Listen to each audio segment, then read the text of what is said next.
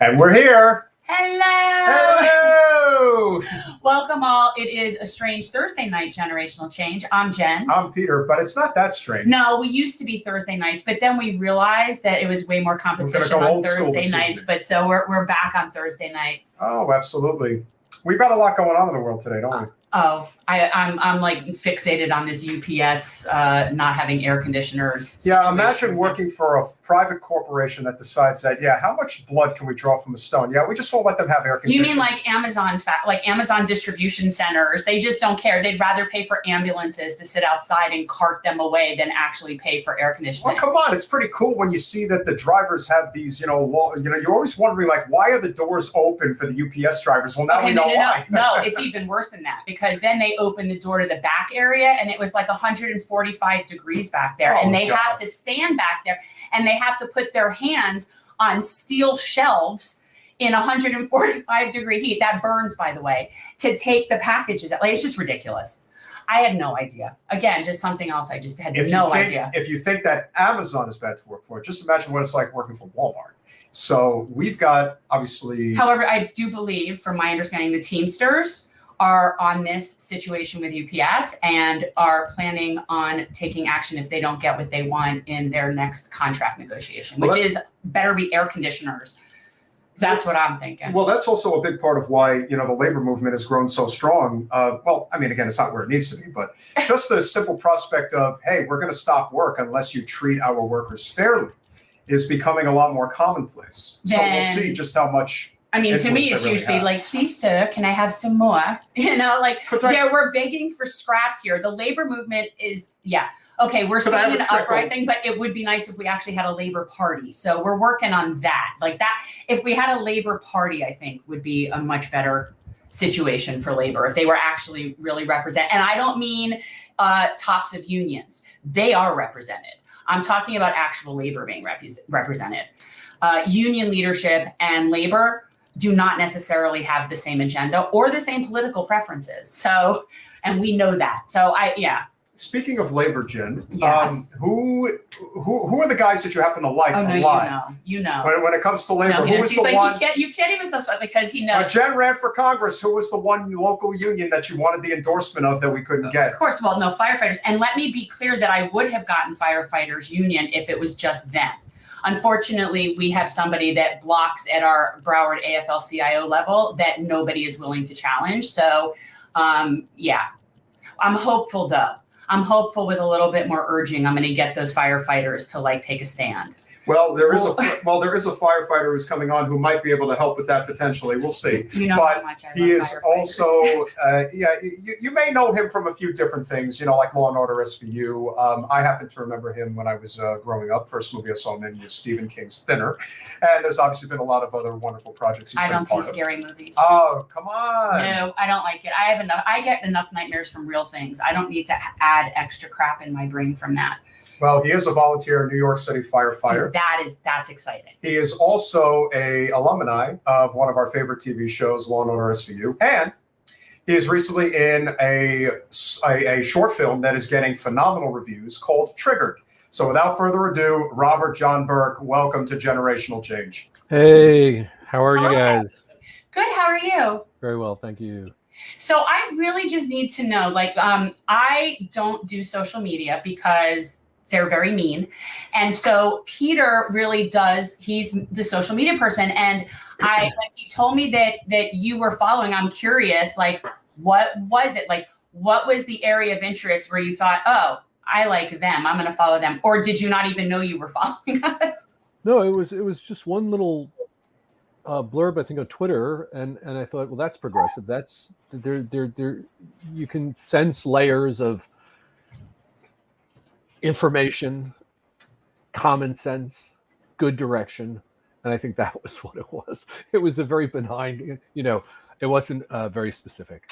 Okay, because we do so many, we cover so many different topics, and coincidentally, one of the things we've talked about before is a lot of the issues that firefighters face in terms of their union collective begging agreements, and so that's what they call them here, is collective begging. So and the different issues that most people have no idea that their insurance will cover some types of cancer, but not other types of cancer, like this ridiculous stuff. I know a lot of that is state stuff, but that is something that we cover a lot. So I don't know if that's something that you follow, or if you're probably aware of coworkers that have issues with insurance and health. Yeah, it's a huge consideration, and the only thing you got to remember is that insurance companies are corporations.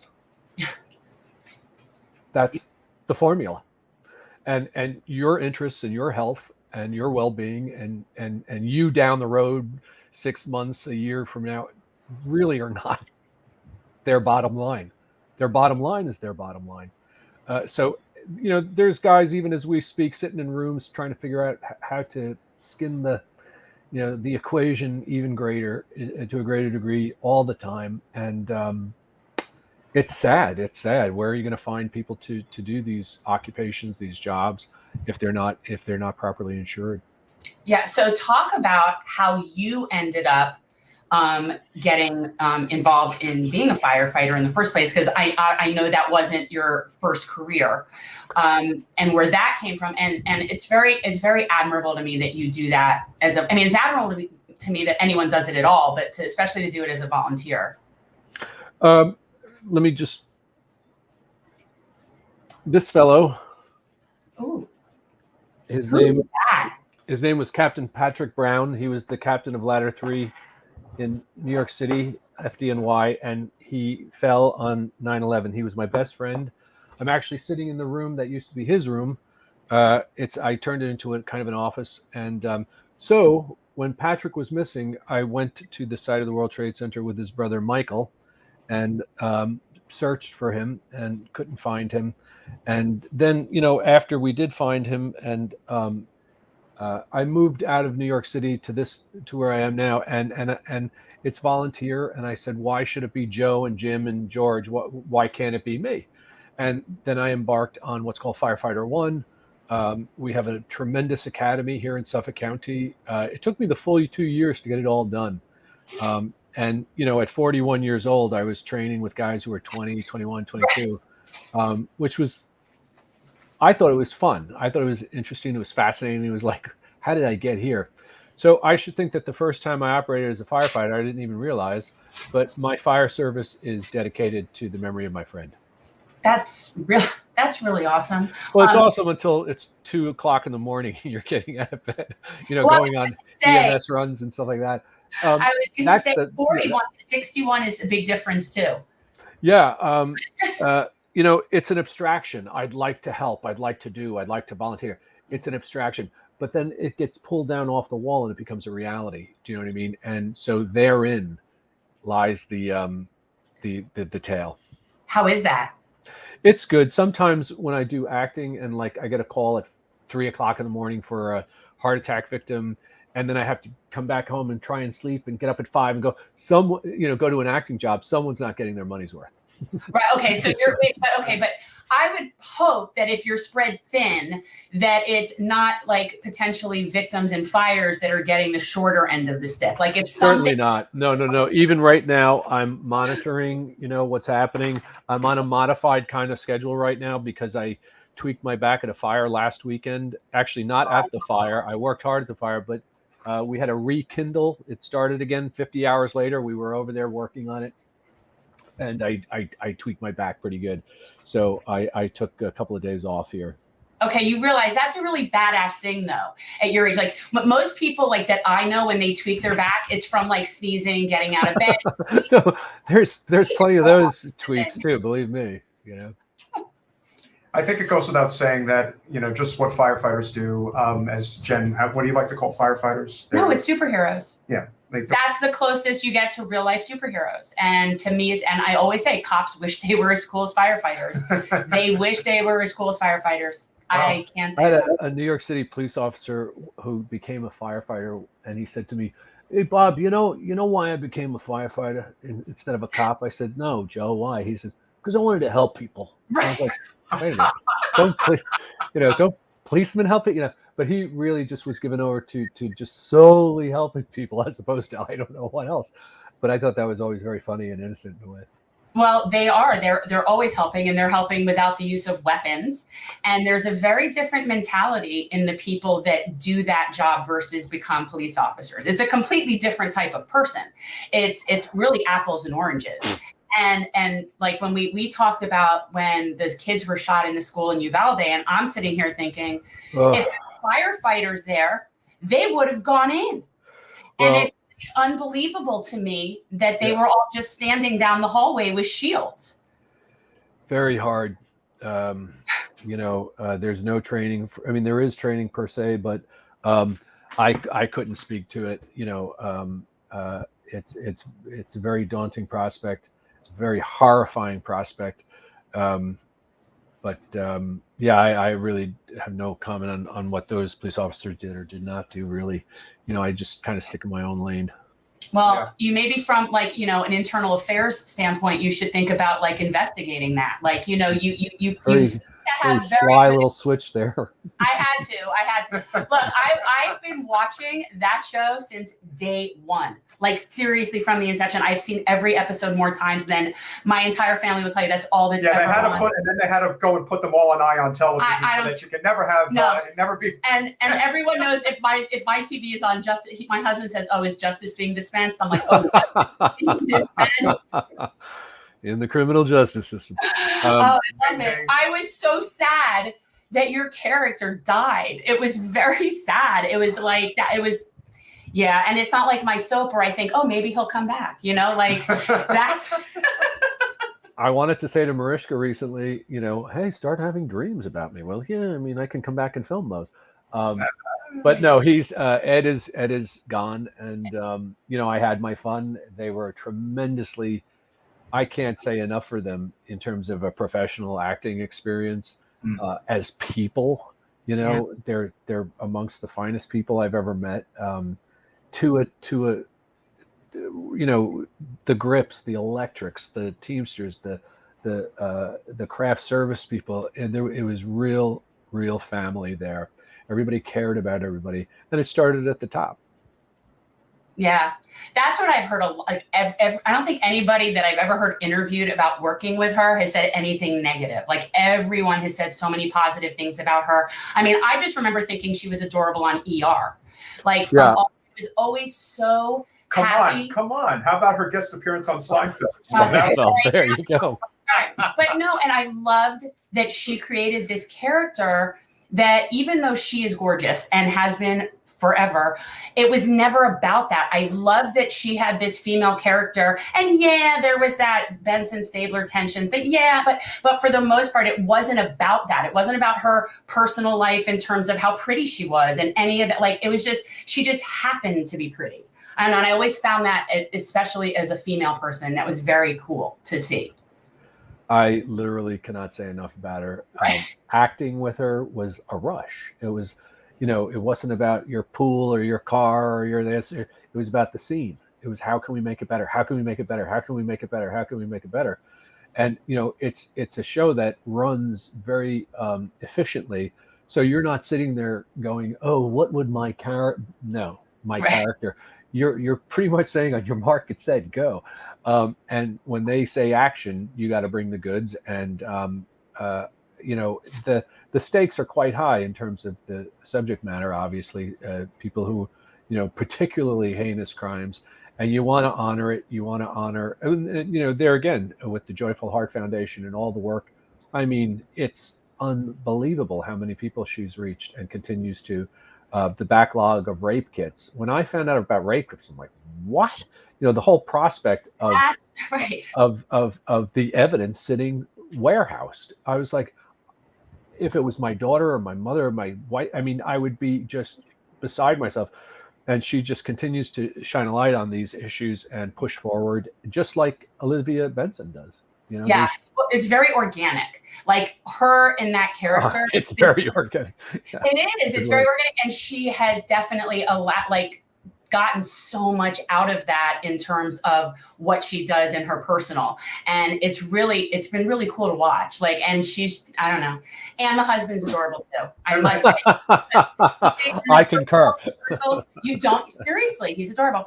The personal commercials are ridiculous, but he is adorable. Hey, guys gotta make it. No, I love it. Bob, you brought up a really great point, which is, about just being, because a lot of the stories from SVU and just Law and Order in general, Dick Wolf always has a history of like taking from actual New York City crime stories and turning them into, recreations and such. But as you mentioned, the whole thing about rape kits, you've mentioned many times being an attorney, sort of this backlogging of so many Jane Doe cases that never get solved, or rape cases, in terms of how policing in the country could just be so different. Well, right. Like, I always think if we financially incentivized officers closing cases, solving cases, as opposed to arresting and incarcerating, that would be, and you would get a different type of police officer, right? Because the kind of guys that you get in there now, they're seeing this full military gear, like they're wanting to go in there and just beat everybody up.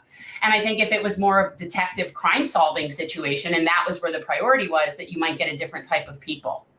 Gosh, I've never heard that, incentivification of closing a case.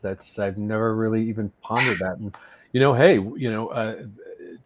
to the degree that someone is promoted, you still must take a test.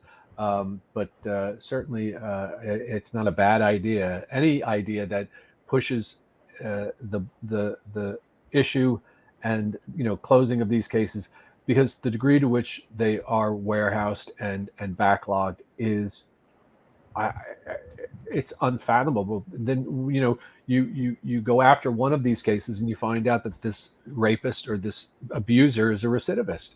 He's wanted for, or she's wanted for crime all over. And the civil liberties issues beside the point, the fact of the matter is the criminals slip through the system, play the system, and continue to affect mayhem and violence and rape and these types of crimes on people. Yeah. I mean, it's funny because we were just talking about this yesterday, is that I'm generally pretty anti law enforcement, but yet I love law enforcement shows. And yet, but I also watch firefighter shows, but I'm not, it's very interesting, but I find that they're so over militarized at this point. And the police are becoming the military and the military are becoming the police. There was this kind of strange shift that happened. I just want to say that I work with, even today, I work with police department, two different agencies on almost a daily basis. And maybe it's luck, maybe it's, I don't know what it is, training, but these guys are fantastic and gals are fantastic. We work together so closely, no matter what the case is. Only every once in a while you find somebody not doing their job, let's say on our end or their end, but for the most part, 98%, it's just a really complimentary, effective, positive experience working with the police departments that we do. Right. I find it so interesting, actually, how you were able to make the unpopular character extremely likable. And I thought, he was what they call him, rat squad. I mean, like, nobody likes those guys. I mean, and yet he had a very, very much integrity about him that was very respectable, even though you knew that he was unpopular. Well, as an artist, as an actor, you want to play the bad guy. It's just fun. The nice guy that is boring. It's like, hello, it's. Right. However, the prospect of the police policing the police, very serious thing. So let them call me Rat Squad. Let them, cast their, aspersions. But the fact of the matter is, I respect the police department so much. A great many of my friends were NYPD. I think to a man and woman, they are all retired now. But we were very close friends with the first deputy chief of the department, John Timoney, at one point.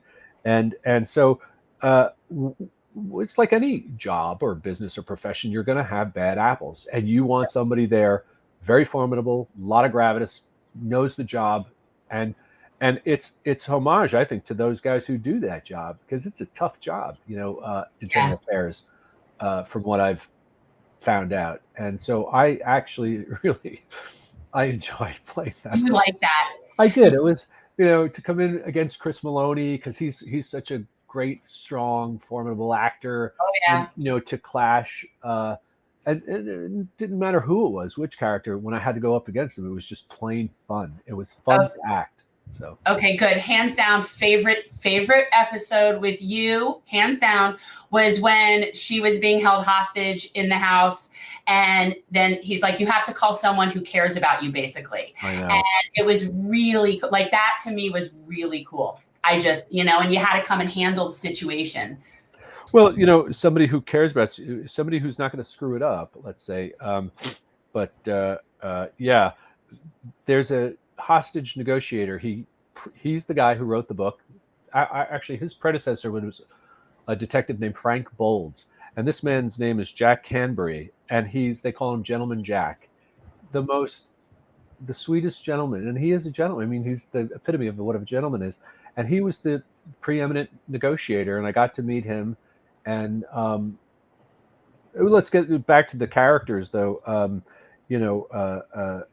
Gosh, that was called Townhouse Incident, the name of the episode. And I've seen it many times. I'm telling you, it's ridiculous. Well, it's always just playing on a loop. It isn't like some weird stalker psycho thing or anything. It's just always on. It just happens to be that episode.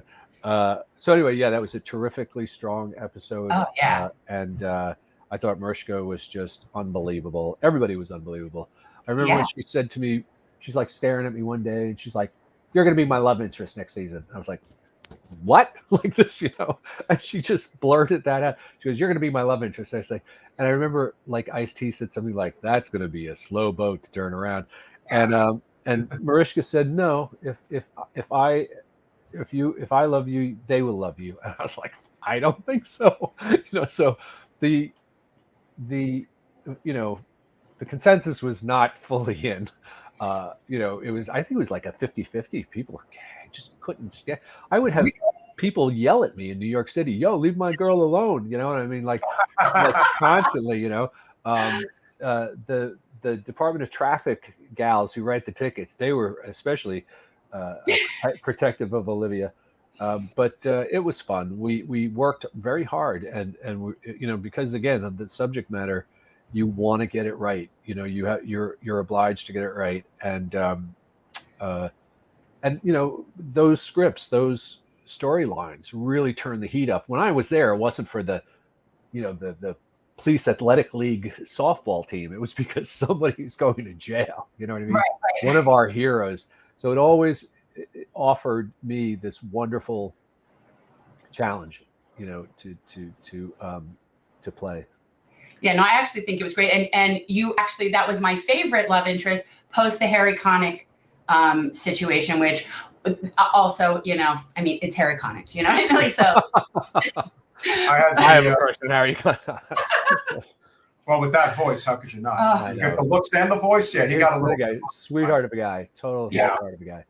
I had the opportunity to hang out with Dean Winters a couple of times at I think it's called the Ear Inn. I can't with him.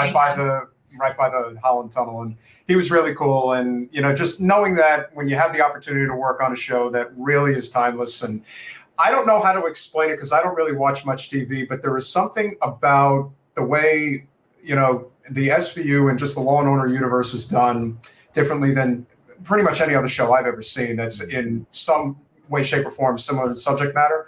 They really know how to tell a story, and that is a real art form when it comes to acting. There really is no other way to describe it. And you, as an actor, I'm sure even when you're making an hour-long episode, when you have something special happening in that moment. And there really is something to how they can continue to just drive the story along after all these years. That really is an amazing skill. They are craftsmen and women. They are wordsmiths. They are dramatists. They are adherent to the clock, knowing they have parameters of time. So to me, it's really intriguing. It's a discipline that I know not about. I can remember having lines cut, and I'm like, oh, you can't cut that line. That's my favorite. And they're like, it is, I remember one time the episode where I am going after my cousin who's the priest, and we're screaming at each other in the church. Michael O'Keefe. I mean, Eugene. Say no more. Cousin Eugene. Eugene. And we shot. So here's the mechanics of it. Sometimes that can really make you nervous. We shot the scene where I'm leaving that confrontation. Yeah. We shot that first. So like, what is the temperature? Like, how much did I yell inside that church? What happened there? I don't know, because we're shooting this first. We're shooting the end of the argument. So those things kind of would keep me up at night, but they always worked out. They were always fine. But I used to sometimes stay up at night when I was doing criminal defense and worry about, what am I going to do? How am I going to handle this tomorrow? I understand. Well, you had somebody's life in your hands.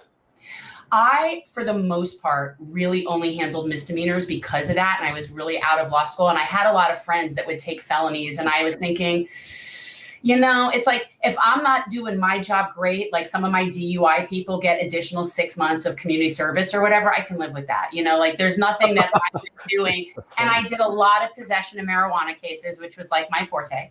Ironic. Where did you practice?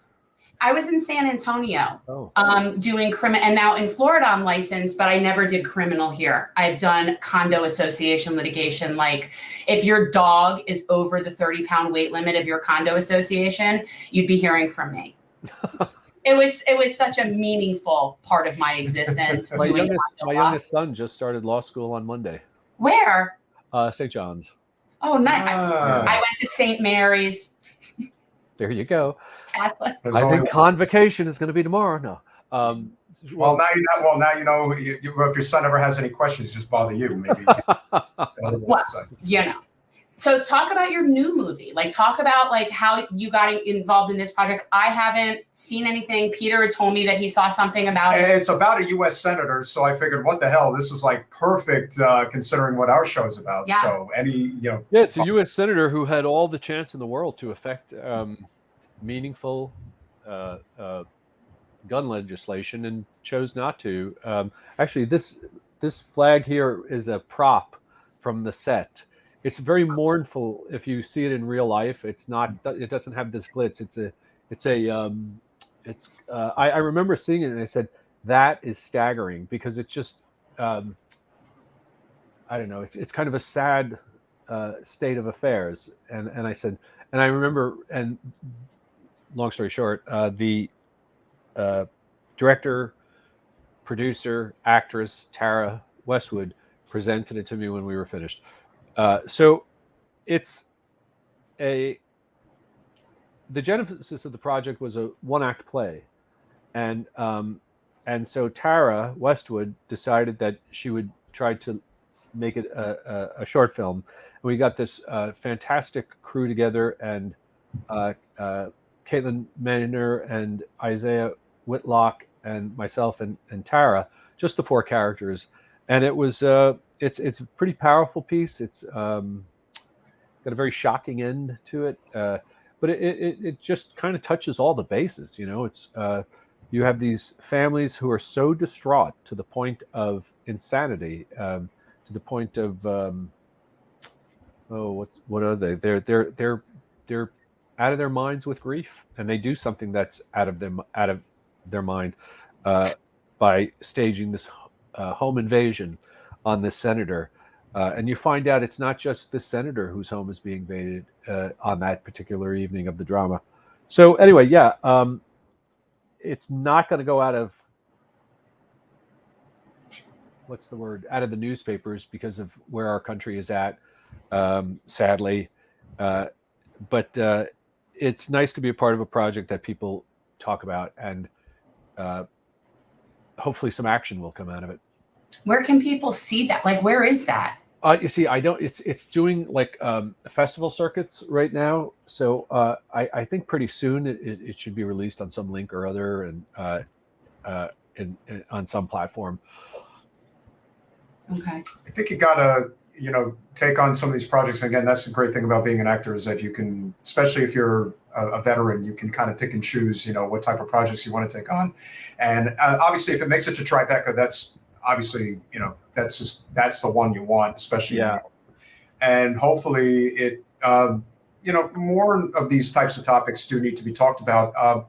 I don't think we see enough art being done regarding politics. I think very often when it is done, it's done in a very gratuitous kind of way. I don't think people really take on the subject matter in a way that really affects the type of change that you need. I think what film has the ability to do is to make you think. They don't get financed. None of those big corporations want to finance movies that are anti-big corporation, and that's ultimately what we're talking about. Well, yeah, but Bob, my favorite movie is Shawshank, and when you think about the way that movie was done, it's almost like secondary to think about just how brutal the prison industrial complex can be, and the way that things are. It's an incredible piece of art. But one of the main storylines of Shawshank is how corrupt the prison industrial system really is. And so when you have that type of profound impact as a film, the same thing can be done even in a 20-minute short movie. Hey, we've got a serious problem with gun violence in the United States, among other things. Maybe this movie, if you see it, is going to make you think for a minute. Yeah, maybe something serious needs to be done. I think as an artist, to your point, we're constantly holding up the mirror. America is a great country. It's like there's 2 million people in prison here. It's like, really? The military industrial complex, the prison industrial complex, it's come down to business. It's business is business, right? There are jobs out of this, construction jobs and personnel jobs. But as an artist, certainly Shawshank, and you look at what the prison system has even evolved or devolved into since the making of that film. I wonder how many people were incarcerated when that film was made, as opposed to how many are now, and how many more prisons there are, as opposed to drug rehabs or daycare centers or affordable housing. The list goes on. Again, corporations get their hooks in. And you're going to have you're not going to have one. You're going to have 2 prisons in your county. It's like, I don't know. I think there's so many missed opportunities. I think there are so many cowards out there in terms of our politicians and leaders. I think coward is the only word I can use. That somebody wouldn't come up with a more effective, creative, productive, constructive, healthy choice for a community, for their communities. It's 2022. As far as I feel, and the answers are here. You know what I mean? It's up to us whether we're going to use them or not. So, well, I feel like it's us versus the corporate power. Like we are right now being governed by a minority. By a minority mindset is governing a majority. So that's what you call a dysfunctioning, broken republic, because our policies do not reflect the majority opinion of our people. And so that we're sort of stuck right now. And what we're going to see, I think, is more and more desperate people who have access to firearms. And what I'm just hoping, and I hate to say it, but that they go and they put that anger in the correct direction. A lot of it gets misguided, but there are people that have responsibility for what they do in this country, whether you're a Supreme Court justice and you're going flatly against what most people want, or whatever it is you're doing, or you're doing insider trading in the Senate or in Congress and other people can't afford healthcare, you eventually are going to piss off the wrong person. And I don't think we've seen as bad as it's going to get. And I think that people should be scared in those positions. When you're acting in the interest of yourself against the majority of people, you shouldn't get a moment's peace when you leave your house. Well, something as simple as food, you know what I mean? Food deserts and the obesity problem in this country. And, corporations, again, that cabal that I speak of that are sitting down right now and say, if we raise the sugar right to the eye level as they walk in the door, because we'll have the facial recognition, we know, Jim, the lock is in. there was, 20, 30 years ago, and people would talk about the corporations, and to me, then it was an abstraction, and it's one more abstraction that's come down off the wall and become a reality. And now I see it. Now I don't poo-poo it. Now it's as far as I'm concerned, the lock is in. Very, very difficult to. You see, this is where personal responsibility comes in. This is where the strength that we all need, and this is why I think that we should be helping each other, because some of us are awake to these types of things and the demonstrative and unhealthy effect that they have, and some people are not. Some people are very happy to just put shitty food in their bodies all day long and not move, and buy their 80-second gun. You know what I mean? Okay.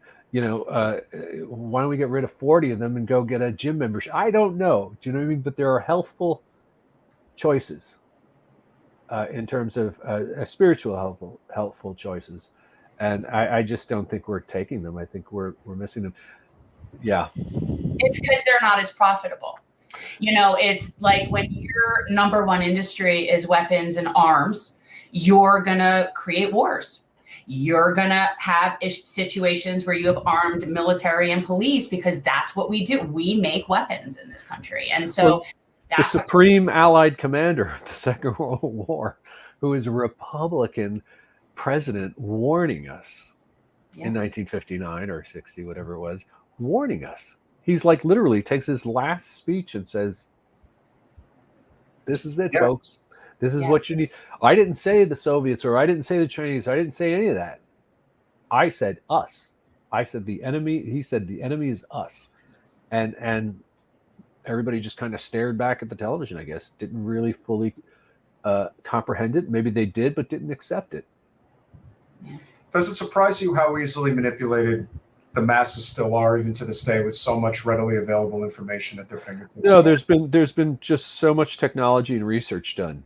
And the internet was supposed to be a tool to bring us together. I think it's fragmented us. There's so many special interests. It's very hard to. It's like herding cats. It's everybody goes down their own little rabbit hole. I saw a meme the other day that said the internet used to be a place where you could escape from reality. Now reality is a place where you escape from the internet.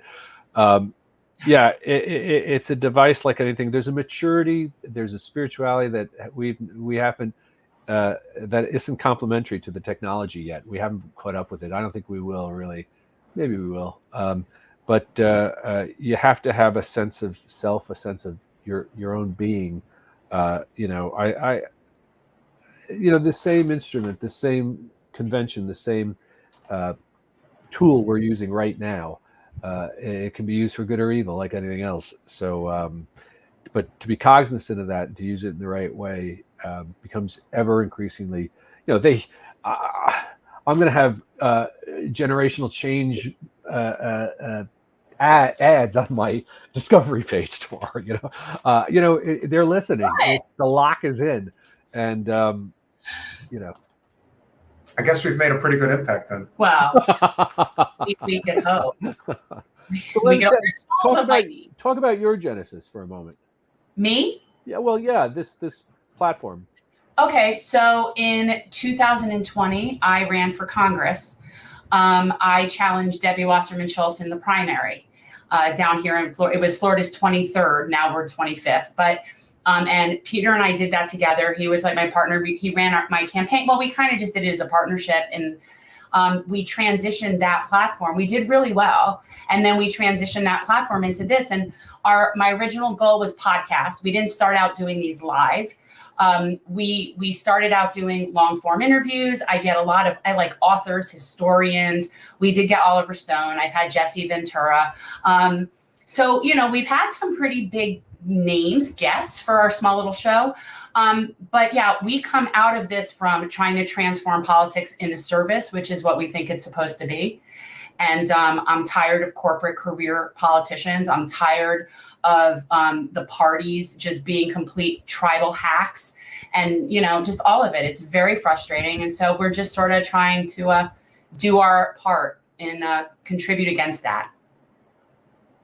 if we cast a wide enough net and formulate enough relationships, I think that is more or less the key. We try to be extremely nonpartisan. Yeah. The way I see it, if you don't like, Trump, for example, that makes perfect sense for many.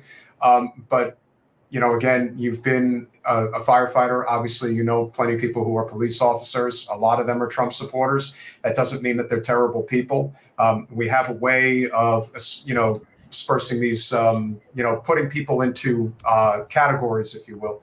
But the reality is we don't have a living wage in this country. We do not have universal health care. We do not have a robust climate initiative plan, which we desperately need. These are the things that overwhelmingly people agree on. It's when you get into the very controversial minutia of different things in politics. Obviously, you're from New York, you're Irish Catholic. I mean, the idea that we ever thought we'd get to a place where the Supreme Court, which is Catholic in terms of their decision making, feel that they want to turn this into a theocracy. That is the type of subject that I think overwhelmingly people agree on, that it shouldn't be a theocracy. However, are you trying to get me insane right now? I am not trying to get you insane. Because I'm feeling insane. When you start talking about my body parts and somebody else controlling them, it makes me want to go nuts. But I also think that our lack of involvement as a collective, as a nation, that's how it's been allowed to happen. There is sort of this laissez-faire attitude of, I don't want to talk about politics. I don't want to be involved in this or this or that. And it's like, well, it depends on what kind of politics. I don't either. It's slimy. It's disgusting. I feel it's total friggin' filth. That's why I have things on like SVU all the time in the background, because the other crap I have to watch is actually really stressful and disgusting. And so, yeah, it's ugly. And I, wish that there were a lot of other people willing to do it, but they're not. And so here I am. But begrudgingly, I'm a reluctant candidate. I feel like nobody should want that job. Everybody should see it as a term of service and not a career. I don't even think they should be paid what they're paid. I think they should get a stipend for when they're in session, and that's that. But I've also been called a communist before for such crazy radical ideas. So who knows? And my background is journalism, law, and media. And that's my boring existence right there. Well, needless to say, my dad retired as a church custodian, and he had some kind of dust up with the nuns once in the convent. And in my 8th grade class, I remember one of the nuns said to me, "Your father's a communist." I said, "He's not a communist, but he would wear that observation like a badge of honor coming from you." Well, no, I'm not even gonna. I actually like nuns. I've spent a lot of time. I was a media manager at a Catholic hospital, and I had to arrange for the transport of how many? It was like 70 something nuns from the Mother House in Mishawaka, Indiana, and I had to arrange for them to come to this opening of St. Francis Hospital. So I was dealing with a gaggle of nuns for a day. It was really interesting. I learned a lot. They're not as sweet and friendly as people might think, and there's a lot of infighting. I swear to you, it was like a sorority. You don't have to tell me. It was very cliquey and very so-and-so wouldn't sit with so-and-so. And I was like, ladies, you're very disappointing. Oh, nothing ever changes no matter what line of work anybody ultimately ends up in. I taught them what cleavage was. That was the other thing. Yo, you're going to hell. I don't think so. But one of them actually found the thing I was looking for, because they made me sit there and pray to St. Jude, who is the patron saint of lost causes. Bodily cleavage or cleavage of other? Bodily cleavage. Okay. Bodily I thought cleavage. that. I have my mother had 13 brothers and sisters, and three of whom were nuns. Three of my aunts were nuns. Yeah, they were the most fun people. One of my sister Chris, she was just so much fun as a human being. She taught at Oxford. She was a theologian, but she was just insanely funny and good natured and upbeat. And what are we doing now? So yeah, I had lots of different interactions with clergy. I saw some as very holy, reverend people, some as just, the most brilliant thinkers, historians, theologians, and then others as, I'm not even going to say, but Yeah, there you go. There's a good old-fashioned word for you. Uh, But getting back to you, something you said, action, coupling it with action. Action. And this is this is a central theme in my life. We used to say, "Oh, I'm very grateful." I don't want to hear that you're grateful. I don't want to think gratitude. I don't want to speak it. I don't want to feel. Show me through your actions. We always say gratitude is an action. So you show me how grateful you are to be in this country, how grateful you are to be a member of, the school. Action, action, action.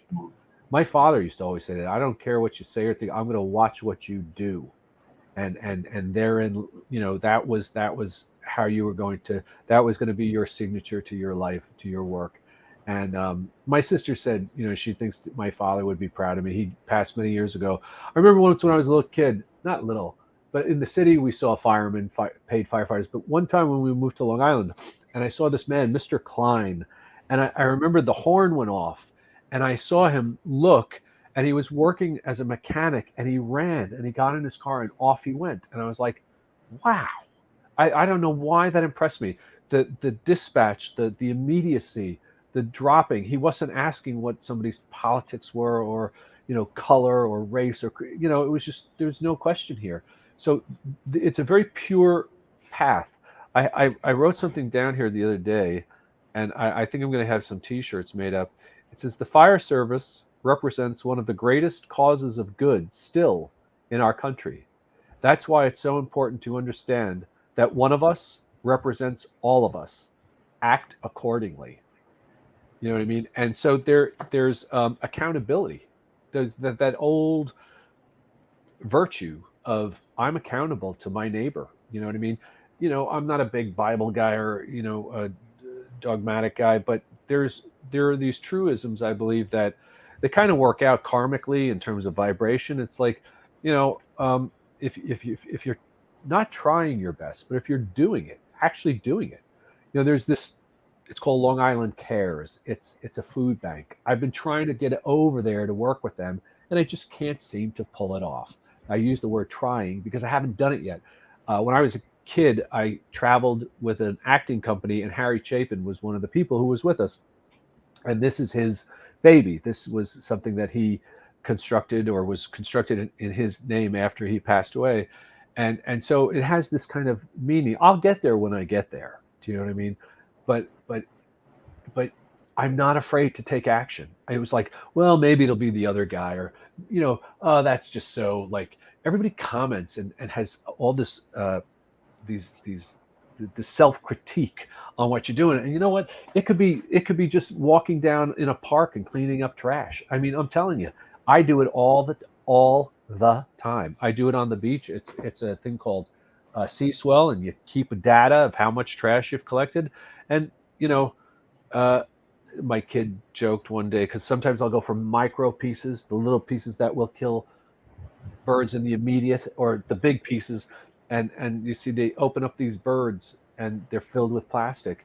And my son once said, he goes, didn't get it on Dad's beach, but the fact of the matter is, there are actions we can take to help your neighbor, and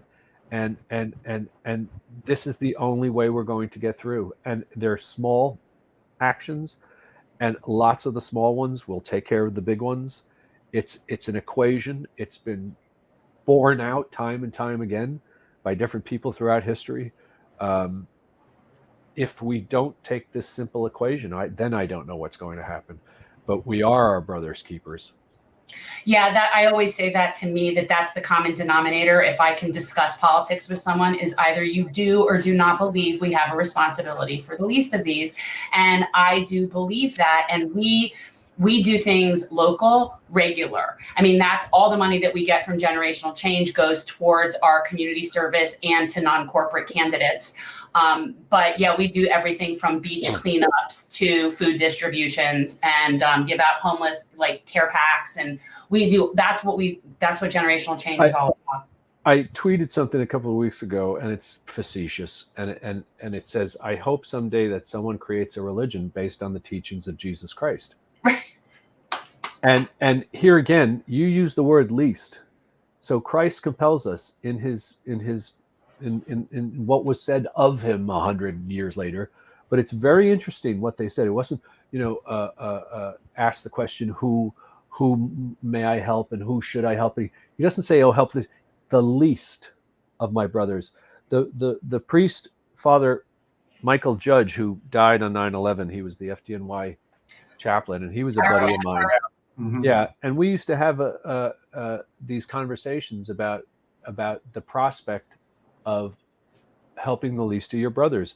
This fireman was a great friend of Mike Judge, and Patty was his name, Patty Brown. He would walk down the street and he'd kind of give $1 to every homeless person, like, here's $1, yeah, get some coffee, get a buttered roll. And I remember once saying to him, Pat, you can't give $1 to every homeless guy you see. And he looked at me and goes, why not? And I was like, oh, like that was my little Buddha moment. These guys were beautiful people. They were like little saints floating around right in our midst. And so, Mike Judge went to work with AIDS patients in the mid 80s, and they were the least of his brothers. Nobody even wanted to touch those people who were afflicted. And I thought, wow, this guy is like a superhero. This guy is the real thing, not a mega church. No. He's out there one-on-one, and his only premise was that this person go and help somebody else. So these men that I knew and women were just very effective, very modest, but effective. And it was all about action. Yeah.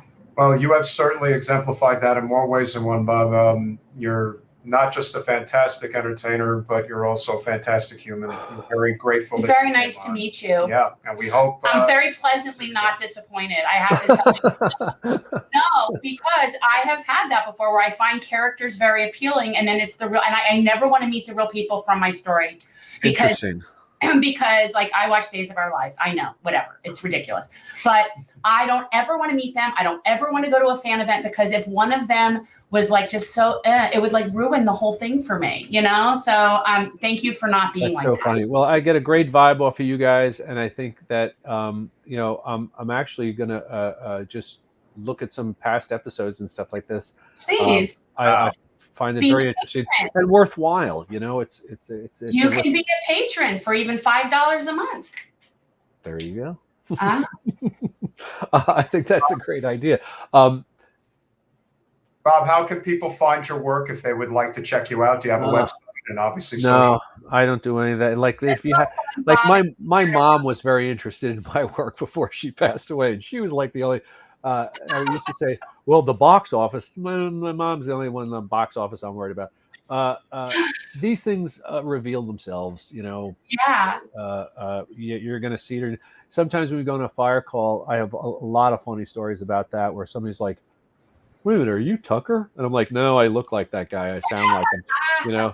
I mean, that's happened. We were just talking about that yesterday, when I was new, and people were like, wait a minute, that's the guy from, and the fireman with me would say, yeah, that's him. He was on Rescue Me, blah, blah, blah.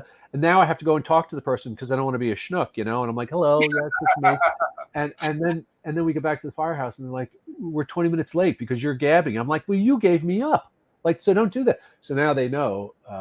They say, oh no, it looks like he gets that all the time. Yeah. We're about to bring on Long Island activists, so they might need your services at some point. I'm just saying, aren't you on the island? I am. Yes. Okay, well, make that connection. Yeah. It's important, guys. Know your local firefighters. Bob, and obviously, not I just want to just talk about like past work and everyone fanboys and all of that, fangirls and all that stuff. But I think we would be amiss not to ask what the experience was like working on Tombstone. Obviously, that was a very big deal early in your career, and of course, it had just about everybody. And you had the you had. I don't think he can remember. He's having a hard time remembering. No, I do specifically. Well, he had the privilege of being shot and killed by Val Kilmer. So of course, there's everybody got a shot at me. It was my third or fourth movie. What happened was the first director, writer, producer was fired from the movie after 8 weeks. So Kurt Russell pulled us all into the bar, And he said, well, I got some good news and some bad news. The good news is we're going to keep shooting. The bad news is, well, Burke, for instance, all your stuff is cut.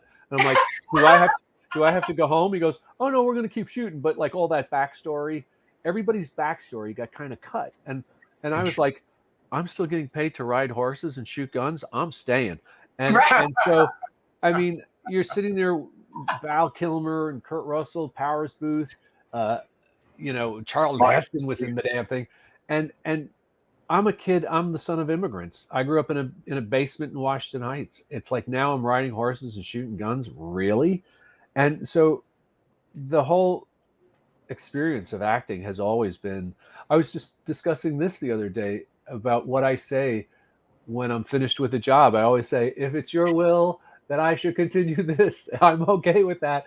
The fact that I've gotten to do these things is just beyond me. And but Tombstone particularly was epic, and I have many specific memories from it. And we made very good friends on that, and we worked very hard. It was hotter than hell. I got like a snapped ankle, and the side of my neck and face blew up once because I had the squib loaded tube. It was too powerful, and it was in the wrong place. And a long story, but I had all these burns, and I made some lifelong friends on that film. So it was a lot of fun. Who gets to do Westerns? Jesus. I love that you're very appreciative. Oh. I love that you're very gracious, because I feel like that in my life. Like I feel like that very much with what I do, and that I do use this show as an excuse to get to meet people and meet authors of books I like. And so it's really fun. And if I didn't have the show, I couldn't do that. The actor that really stood out for me, obviously Val, it goes without saying how great he was, but the actor that really stood out in that movie that I thought is an incredible character actor like he was Stephen Lang. He really did. Can I tell you? Yeah. I used to call him the Julio Cesar Chavez. Pound for pound, the best actor I've ever seen in my life. I still say that. I've seen him on Broadway a bunch of times. You're getting every nickel's worth out of that guy. I mean, he was so and it's a period piece. You don't want any contemporary value or rhythm or layer or texture. And he was just, I mean, I would openly tell him, I think you're great, Mr. But he's another guy. If I saw him walking down the street in New York, we'd stop and we'd hug. I mean, to this day, great actor. Well, let's definitely make a point the next time we're up in the New York area to meet up, because I'd like to buy you a beer. So that goes without saying. And thank you for your amazing work.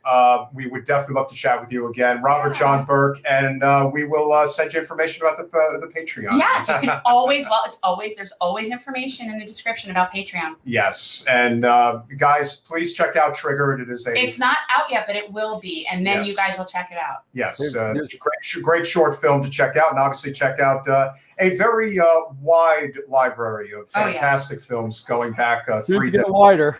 So. Yeah, well, there you go. There's a film coming next year called The Boston Strangler with Keira Knightley. It's retelling The Boston Strangler. And then November 11th, there's a film that I did called Black Panther 2, Wakanda Forever. Yeah. That's coming in November 11th. I mean, I have R.I.P. Chadwick Boseman. That's a little harsh, but I love the movie. Yeah, so that was another one where the agent calls and said, "Are you sitting down?" And I'm like, "Yes."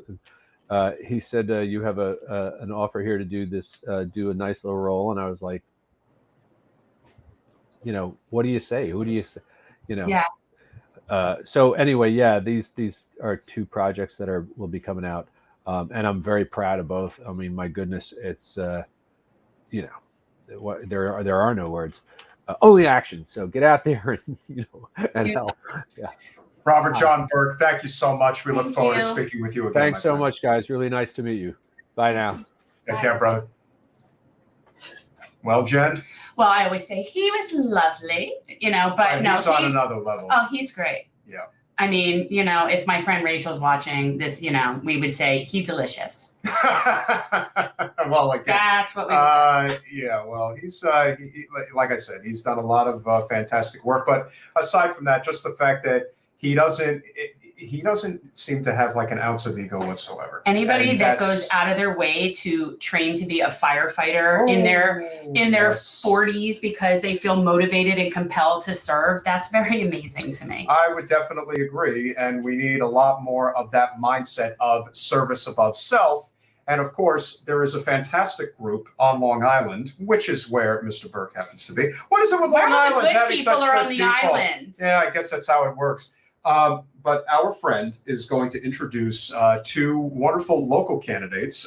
You know him because he's been on our podcast before. He is the leader, as I like to say, of the Long Island activists. One of the OG supporters of Gen 2020. I would definitely agree.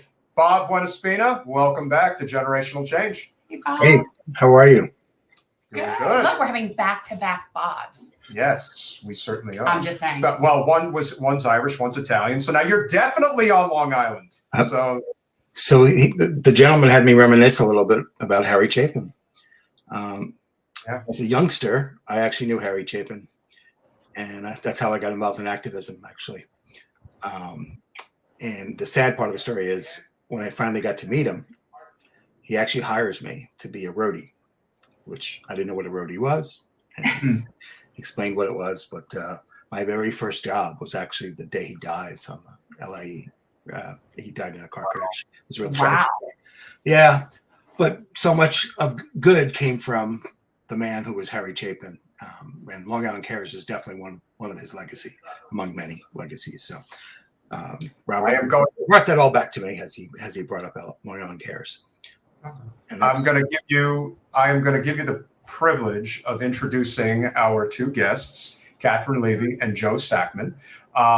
Let us start with Catherine. Please introduce her to the audience. What seat she is running for? I'm assuming she's involved with the Long Island activists. So she's actually an elected official of something called PEER, Progressive East End Reformers, the sister group to Long Island activists. And together, the three of us are on the executive committee of NYPAN, New York Progressive Action Network. So we're going to talk a little bit about progressivism in New York State, specifically on Long Island, but we could broaden it out to a wider discussion of what's going on right now. Good, bad, and so first is Catherine Levy. Catherine, welcome to Generational Change. Hi, how are you? Hi. Doing good. Nice to meet you. Absolutely. And the other gentleman who's coming on, I believe, has been on the show once before. I was going to say we've spoken. Yeah. Mr. Joe Sackman, welcome back to Generational Change. Yeah. You're muted. You're muted. Now you're not. It's great to be here. Thanks for having me back. Absolutely. So, as you guys know, goes without saying, Election Day is 5 days away. There's a lot of very important elections coming up. Most notably, our friend, colleague, if you will, Melanie DeRigo, who's in your backyard. There's a very important congressional race in New York City. We are hoping, against all hope, that Yuli New is going to win her race in New York's 10th congressional district. And on Monday, night before the election, there was a very important Zoom, if Jen, you would like to. Well, yeah, everybody definitely should sign up. We're doing a phone bank for Melanie Monday night, 6 to 8. I'm hosting it. And I believe that there's a registration. There's a Zoom registration for this event. And we've posted it on our page, yes? So check it out. All right. Sign up, guys. Sign up.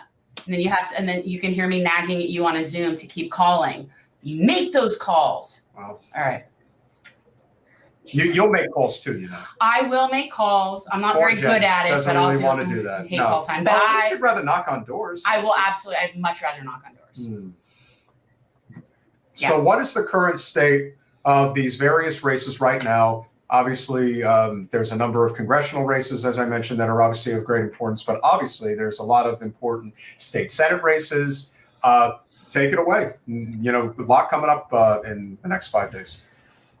John, why don't you talk about the state of Melanie's campaign, since you're, Sure. Yeah. I mean, I think you've had Melanie on before, and I think the last time we was on, we were dealing with redistricting and how much fun that was in New York. And so we've had a few changes. Senator Biaggi, who was running in CD3, dropped out of CD3, and now she's running in another race against Representative Maloney, who is not really that great.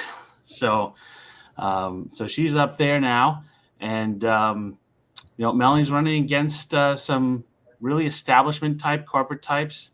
One of them is a county legislator who ran as an independent on the conservative line and switched to Democrat last minute. Yeah. And has passed some horrendous laws in Nassau County to make the police a protected class and diminish our constitutional rights, have threatened them even, giving them the ability to sue anybody for just feeling menaced. They just had to feel menaced. So if you're at a rally or protest and the cops felt menaced by your presence, they could claim a hate crime and sue you for up to $50,000. Wait, this is a Democrat that... Well, he's an independent. I wouldn't call him a Democrat. He's an independent who caucused. He's running as a Democrat. And he switched to Democrat just to run in this race. His name is Josh Lafazan. And so this is what we're talking about. We've got people like this trying to get into Congress. They're going to go wherever the wind goes, and whoever's going to pay the most money, for their campaigns. The other candidates, they're in there, establishment Dems, party hacks. Robert Zimmerman's got deep connections with the Clintons, and we've got Melanie, the best candidate on Long Island. She really is. She's, working class, middle class all the way. I would just interrupt and say I think she's one of the best candidates in the nation, actually. I think that if we send her to Congress, she's going to be the next Katie Porter or the next member of the squad. I mean, I rarely felt as passionate about a candidate as I do about Melanie. She has a remarkable grasp of policy. She has an ability to articulate progressive policies in common sense ways and showing how humane they are. And she's always on the front of any policy discussion. So something that's really, she impresses me over and over again, but something that's really impressed me is that instead of just bemoaning what the terrible Supreme Court is doing, she was right out of the gate suggesting Supreme Court reforms. And she has a whole policy plank on her website about Supreme Court reforms, most notably expanding the court, but term limits and ethics reforms. And everybody else is just saying, oh, it's so terrible. We really hate what they're doing. And she's proposing solutions. And that's typical of her, I think. She is, I think, a real standout candidate nationally. Not just most of our people just attend rallies. That's right. What they do. They just go do photo ops at rallies and stand and give speeches, even though it's the same people that have basically rubber stamped every conservative jurist that Donald Trump appointed. And now they're standing there and saying, oh my God, how did this happen? But I'll go to a protest. Yeah, well, it's very helpful. It's a way to socialize, I guess. That's kind of how it goes. But I think Melanie has a number of advantages in this race. Will it pay off? I don't know, because obviously she's going to get outspent probably considerably by a couple of guys. But I think there's about 6 candidates in the race. She is the only woman. She is the only non-corporate progressive that's running. There's definitely a lane, and when you have, probably only the need to get, in this case, maybe 25 to 30% of the vote in order to win. She basically just needs to hold her numbers that she held against Sousie from last time, and she should be in good shape. Is that what you guys are thinking at this point? Yeah. I mean, if she can do that. There is a second woman running, and it was Rima. Yeah. Right. But, Rima Rasool is the other woman who's running. Right. I wouldn't say that she's not as outspoken. I wouldn't put her in the same class as Melanie, but she is running. Yeah. And 3 other gentlemen, as far as I know. We want to stay positive about Melanie. Yeah. So yeah, definitely that's the number. That if she gets that number, she's gonna bring it home. And everything that Catherine said is right. Melanie's understanding of policy, her ability to communicate that is so impressive that whenever she talks to anyone, people you would like, oh, they're never going to go for her, right? She wins. She's got them because she's genuine and she goes out there, tells it like it is, and she explains it. She explains Medicare for all in such a way that people who are just staunchly against it realize, wow, I've been thinking about this the wrong way. And they come in and they're like, we need to do this. So she, like Catherine said, she would be the next Katie Porter, but she'd be Melanie DeRigo. She'd be the next Melanie DeRigo. We would just be talking 2 years from now about who is going to be the next Melanie DeRigo. I wanted to say that we, Pierre did a couple of fundraisers for her out here on the East End, where people tend to be wealthier and more conservative. And I did one fundraiser for her, and I was a little nervous about some of the people who were there and whether they were going to completely accept how progressive Melanie is. And I talked to her about that. And she came at the issues in such a personal way, talking about her journey to becoming a candidate, that she won everybody over. And people whom I never expected to be enthusiastic about her were loving her by the end of the evening. And I've seen that. Haven't you, Bob and Joe, seen that over and over again, that she converts people? I'm sure you're seeing it at the doors all the time. Yeah, I mean, that's been big at the doors. You know, when they get to hear her message, you knock on the door, and they go, oh yes, I'm voting for her. So it all comes down to how likable a character is. It really is. It's like people have to like you. They have to connect with you. They have to trust you. And that is something that is very intangible. And it's not something that everybody just has. So a lot of people that want to run for office, they don't necessarily have that. It's not something that's easily found.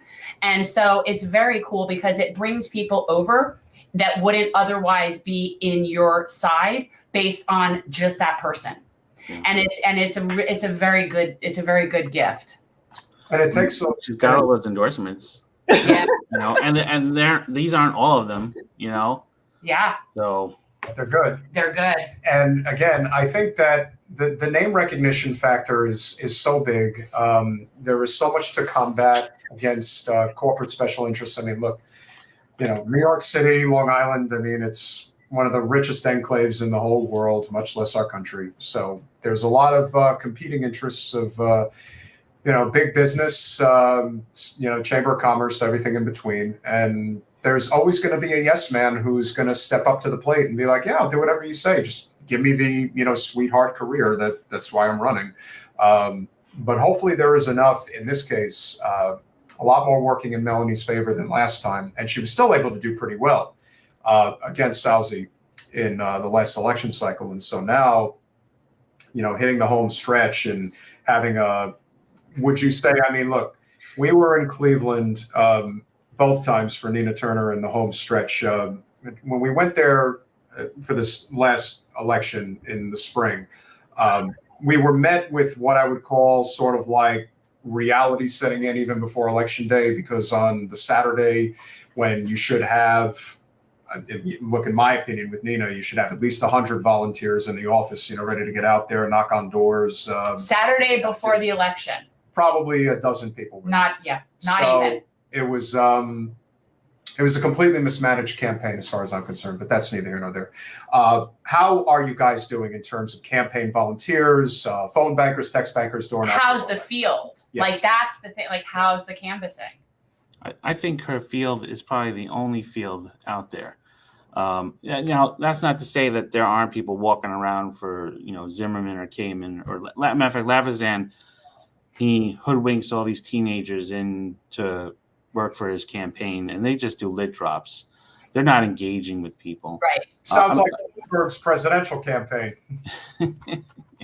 I mean, I was out canvassing before this, you know, so knocking on doors and communicating with people, and it's going to be a low turnout. It's going to be a low turnout primary, and it's going to be that effect of who's hitting the doors, who's knocking the most doors, and who's just doing the most outreach. Of course, there's mailers coming in left and right. I mean, Swazi did a mailer every day for about 10 days before the primary. Yeah. Melanie still did great, and her whole campaign wasn't as robust and as strong as it is today. So, you know, he spent millions because he realized that she was a threat to, you know, his incumbency. And now, you know, with this, it's going to be people recognizing, you know, that she's the candidate that we need. And there are people out there every day knocking. I'm going to say the person that does the most is her It's husband. Is Doug, her husband. Yeah. And they have I think the only field operation that's really making any difference.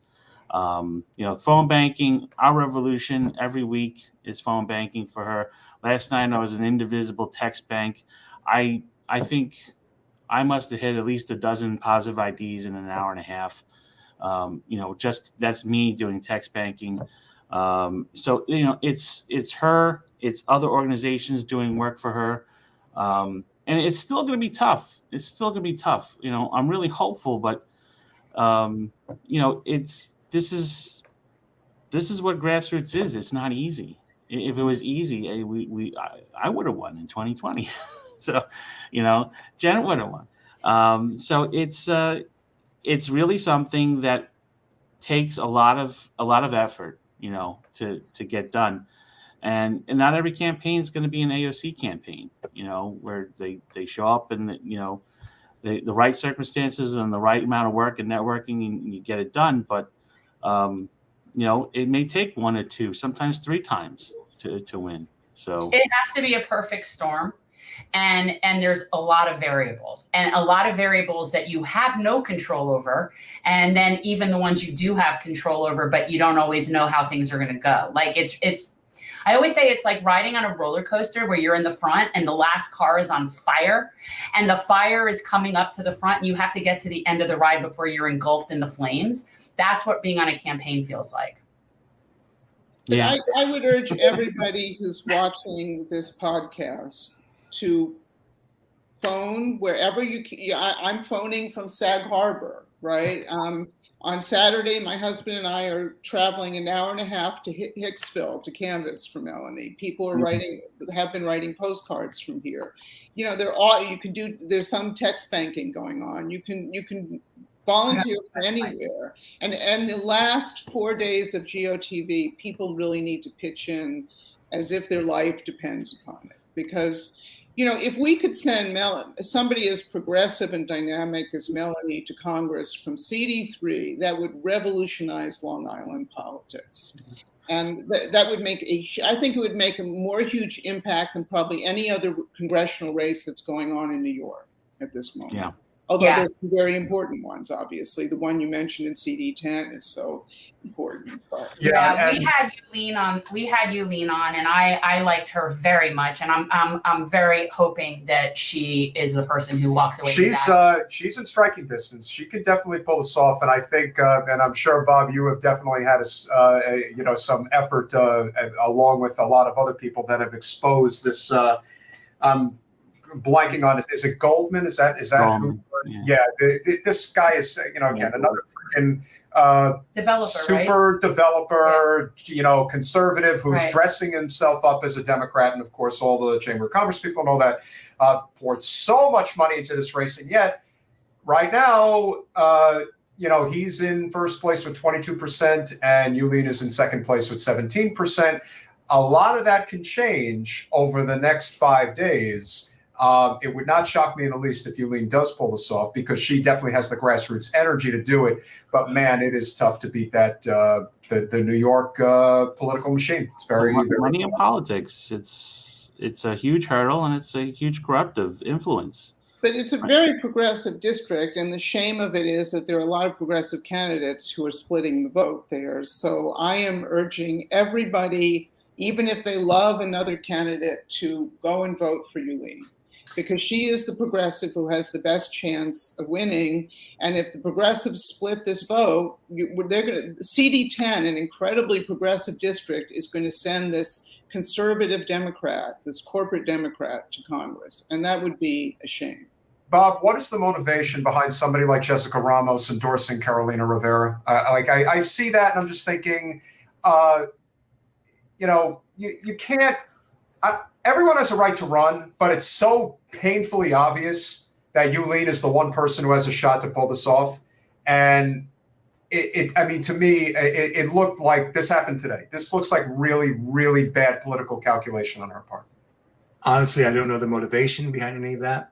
I do agree with Catherine saying that people are attacking one another within progressive circles. Yeah. We can only talk about who, but there is another candidate there who has been elected, who is and has no damn business being in that race. But if he had a spine, he'd be the one running against Maloney. But instead, you now may put Melanie in Congress because Alessandra Baeghi decided, no, I'm going to take on the real challenge and go after the guy who is hurting New York.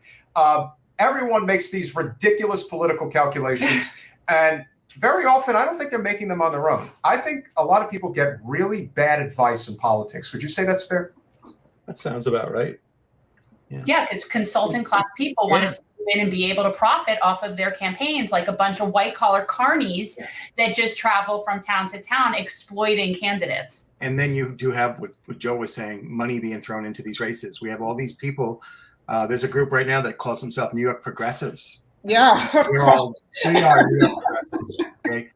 Which there might be a lawsuit against this group, but it's basically real estate money. We're We're on the executive committee of the New York Progressive Action Network, and it looks like this conservative group is trying to make them look like they're us. Yeah. And they're attacking you lean. It's really despicable. Well, they did things like that here in Florida where... Well, Debbie claimed to be a progressive on her literature. She said she was the progressive running in our race. Well, Bob, I don't know if you know this or not, but in I think it was probably like 2 months prior to the election, Debbie sent out a mailer that was in purple and orange. And it's like, oh, yeah. Talk about... She copied our colors and said she's the progressive. Her colors are white, red, and black. And it's like, oh, you send out a purple mail? And I wonder why you would do such a thing. It's so, again, to me, if you don't have any merit to stand on, then you resort to attacks. We saw that today with, you have Maxwell Frost, who's running in Congressional District 10 here in Florida. And there was a situation. Big situation. We're having a situation. Whether it was Alan Grayson or Senator Randolph Bracey that sent this out, because it was clearly one of those two candidates. It's like, I'm telling you, it has Alan Grayson written all over it. Basically implying that Maxwell sexually harasses his staffers. And this is like... He spent time with his staffers. Again, when you do stuff like that, it just goes to show that you don't have a leg to stand on. It's one of those things where you don't deserve to be an elected representative, because if the whole concept is to just say, well, this person really sucks, I'm not that good, but you really don't want that. You realize we have a White House that's that. Oh, absolutely. Okay. Come on, man. Well, we're seeing that up here in Long Island in Senate District 7. Jeremy Joseph's running there against Anna Kaplan, and her campaign doesn't have anything on him, so they're just spreading rumors and, basically being very ignorant about something, or they're lying about him. What? And, okay, what? On what district? It's disgusting. And you're right. If they don't have anything, what do? They start throwing around mud and attacks that just have no standing. And unfortunately, there's going to be some people who are going to be like, oh, well, I trust that source, and they're gonna believe it, and so fighting against it is just, again, going back to the doors, proving them wrong, getting the message out there, and then you really have to ask yourself, this person who's an elected official is willing to put that forward, if they're an incumbent, then what else are they lying about? What else have they said to their constituents that's not true? And and that's what we have to deal with. And Jeremy's running against a Democrat. And by the way, who is being supported by James Dolan? So if you don't know who James Dolan is, oh, I know who Mr. You know Dolan who everyone is. Very, most people don't. Very well. Yeah, that son of a bitch has been cheating taxes for 30 years. Who is that? He is the billion. He is the nepotistic beneficiary, billionaire owner of Madison Square Garden. So he had daddy's money. Don't they not have to pay taxes for that? No. There's a certain little clause that I think it's going to run out, though, right? Like, there's something about that. They'll figure out a way around it, but it's hundreds of millions of dollars in taxes that Jim Dolan has avoided. And he's a terrible musician, as I might like to point out. I know he's going to keep playing until he thinks he catches somebody's attention. When some people just don't have anything better to do with their time? They just have so much money and resources. Like, I'm going to form a band. So I've heard. Well, he's got a PAC called the Coalition to Restore New York. and it's an ultra-conservative PAC. And what he's doing right now is he's spending money on Democrats to support them who have progressive challengers. He's doing it in the Assembly and the Senate. I don't know if he's done anything congressionally. And, it just shows you if they're willing, if conservatives, someone like James Dolan is willing to spend that type of money, and we're not talking about $20,000. I'm talking about over $200,000 in mailers and digital ads. This is for a state house race, by the way. Yeah. Well, people don't realize that the state house is really important. Those races, local races and state races usually define what's going on around you, where the money's going, how the money's going to get used, and who's going to get that money. Kathy Hochul gives close to $1 billion to a billionaire for the Buffalo Stadium. The people in Buffalo are starving. They live in food deserts. That's not helping them. So when you got someone like James Dolan going and spending money on Democrats, that you really have to ask, well, are they Democrats? What is it that he likes about them? Right? Because unfortunately, the Democratic Party is not much different than the Republican Party. Right. We do not have a Labor Party. We do not have a Labor Party in the United States. What we do have are some really good grassroots groups. And listen, I am not a fan of the overall Working Families Party, but I am a big fan of the Working Families Party of New York. I think you guys got that thing down pretty damn solid, and you back the right candidates, amazing grassroots efforts. Okay, you guys right here represent 3 progressive organizations that are on Long Island alone. We don't have 3 progressive organizations in our state. Yeah, we'll probably not. Okay, we're in a bad way. Well, Florida, but we're up against very, very big money, and really everybody needs to talk more honestly as we go forward about the money. It's less a question of who's a Democrat, who's a conservative Democrat, who's a Republican. It's the moneyed interests who want to make sure that progressives who threaten them don't get elected. And they want to make sure that there isn't another AOC or another Jamal Bowman or another Cori Bush. And they are throwing everything they possibly can at progressives. And I think that as progressives, we need to think about this and think about having a better solidarity among candidates, really having an agreement among candidates that if somebody is leading in a place like CD10, the other people drop out at a certain point. And we're going to have to bring a better game to these campaigns. I mean, I've been thinking about it a lot. There is just seemingly limitless money that is pouring into these campaigns to defeat progressives. And everybody is going to have the kind of amazing ground game that Yulene does, that Melanie does, because we can't win in any other way. Right. Well, where we win is on the ground, because like you were saying, those campaigns, they have money to pay people to go do lit drops, and they have money to do all of that mailing and all of those commercials, but they do not have people that are really out there speaking for them to regular people, because it really requires someone to believe in what you're doing to be a really good surrogate. You can pay canvassers. They're never going to be as good as volunteers that are in it because they care about the candidate ever. And they're never going to represent that way. And one contact with a volunteer who really supports is way more meaningful than 10 mailers in your mailbox. So the ground game is key. And I think that that's where we win. You know what? As far as I'm concerned, the GOP does it and the corporate Democrats do it. You should have non-corporate progressives applying for jobs with these corporate Democrats and basically seizing their operation on the ground and making it ineffectual. I don't care if people call it electoral sabotage. You call it whatever the hell you want.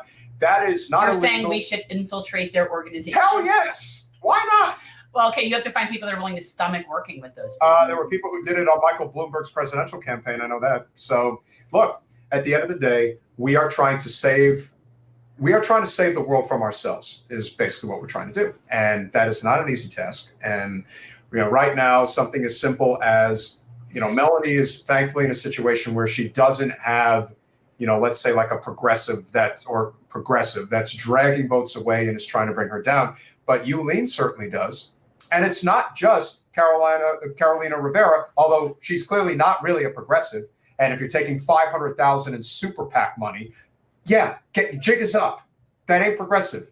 And the fact that Mondaire is still running in the race and he's polling about 8 points behind Yulene, it's like at this point you have to say, what are you trying to do? Well, it's not being a team player, and it's really about ego at that point. And that's where what we're talking about. Like when it's about you, then you've lost your focus. Like that's not what we're doing here. So whoever has the best chance, like I cannot tell you how many times I've said to him, I really wish there was someone else that wanted to do this, what I'm doing. I really do. I really wish that there was a candidate out there that really would, I would love there to be somebody infinitely better at doing this. And that's what we need people to recognize. It's about the mission. And a lot of these people, it's about their ego and their career. And it's very unfortunate. And they lose a lot of credibility with me when people do that kind of crap. Believe me, when you have such a limited bench, especially in Florida, it's not that surprising when there's on social media, there's constant tags for both Nikki and Charlie Crist to say, hey, why don't you pick Jen to be lieutenant governor? Well, I mean, you're really, you should be flattered, but the fact that that's kind of where we're at it's a sad state of affairs, but you have to remain optimistic because, as I've often said, the political odyssey, the awakening for many people was in 2015, 2016, especially with Bernie. And at the time, many people were wet behind the ears. They don't really know how any of this stuff is done. But now you have a lot of seasoned veterans that have been in this for a while, and they have a much better understanding of how this has to be done. And building up those grassroots groups, it takes time to do that. It takes a strong stomach as well, and a lack of ego. But I do think we're on the right path. This is a question of whether or not we're going to break through.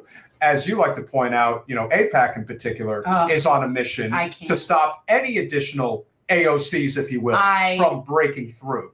Because they or anybody who will criticize Israel on any level. And they in particular are a real threat to democracy, in my view. I mean, they were really fellow tribesmen. Don't you find it ridiculous with these people? Absolutely. Absolutely. First of all, a politician should be able to criticize any foreign government, and all of us should be able to espouse any kind of peaceful political protest we believe in. And this is something I love about Yulene. She came out for BDS, which is considered the third rail in American politics, in a New York district. And she's standing up for the right of people to engage in peaceful protest on any subject. It's a remarkably courageous thing to do, and it made me want to support her more, actually. But the thing that AIPAC and the related entities, there's another group, Democratic Majority for Israel, right? The thing that they're doing is really a threat to democracy. They are pouring millions of dollars into races with progressives, with people who aren't even that progressive, but who just dare to criticize Israel. And we as progressives need to figure out many different prongs of the approach to fight that. I think we as Jews need to figure out many different prongs to fight that. And I'm getting more and more incensed with it. The Andy Levin thing was sort of like the last straw for me. And so I'm actually trying to coordinate a Jews Against AIPAC forum that I'm going to be doing. I am not going to sit around and wait for them to come at me, which I'm sure they will. So I'm just done with this. I'm done the conflating Judaism with Zionism. I'm done. It took me 10 years to deprogram myself. I'm more than willing to help others do the same. And we need to do better. And I'm so tired of being on the defensive about this when we are morally correct. I reject that. I will not do that anymore, and I am tired of their bullshit. So if they want to call me a self-loathing Jew or an anti-Semite, they can come for it. Bring it. I am so done. This is ridiculous already. Not when you have 17 kids that have been killed as a result of the latest Gaza bombings.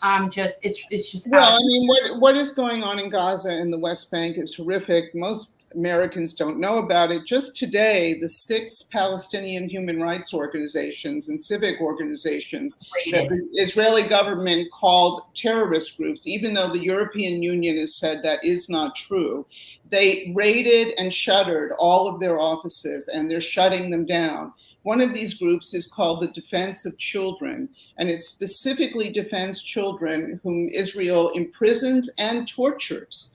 a lot of Americans don't know this, that there are hundreds of Palestinian children in Israeli prisons who are beaten and tortured. And this group is specifically dedicated to protecting them. And they were shuttered today by the Israeli government. And they don't get a defense. They go to a military court. The children, yes, that's right. The Palestinians go to a military court. That's right. Because they're not considered equal citizens. This is why when we're arguing about three-fifths of the person. I won't argue about the use of the word apartheid. You don't like it, change it. I don't know what to tell you people. You want to count people as lesser? That's what you are.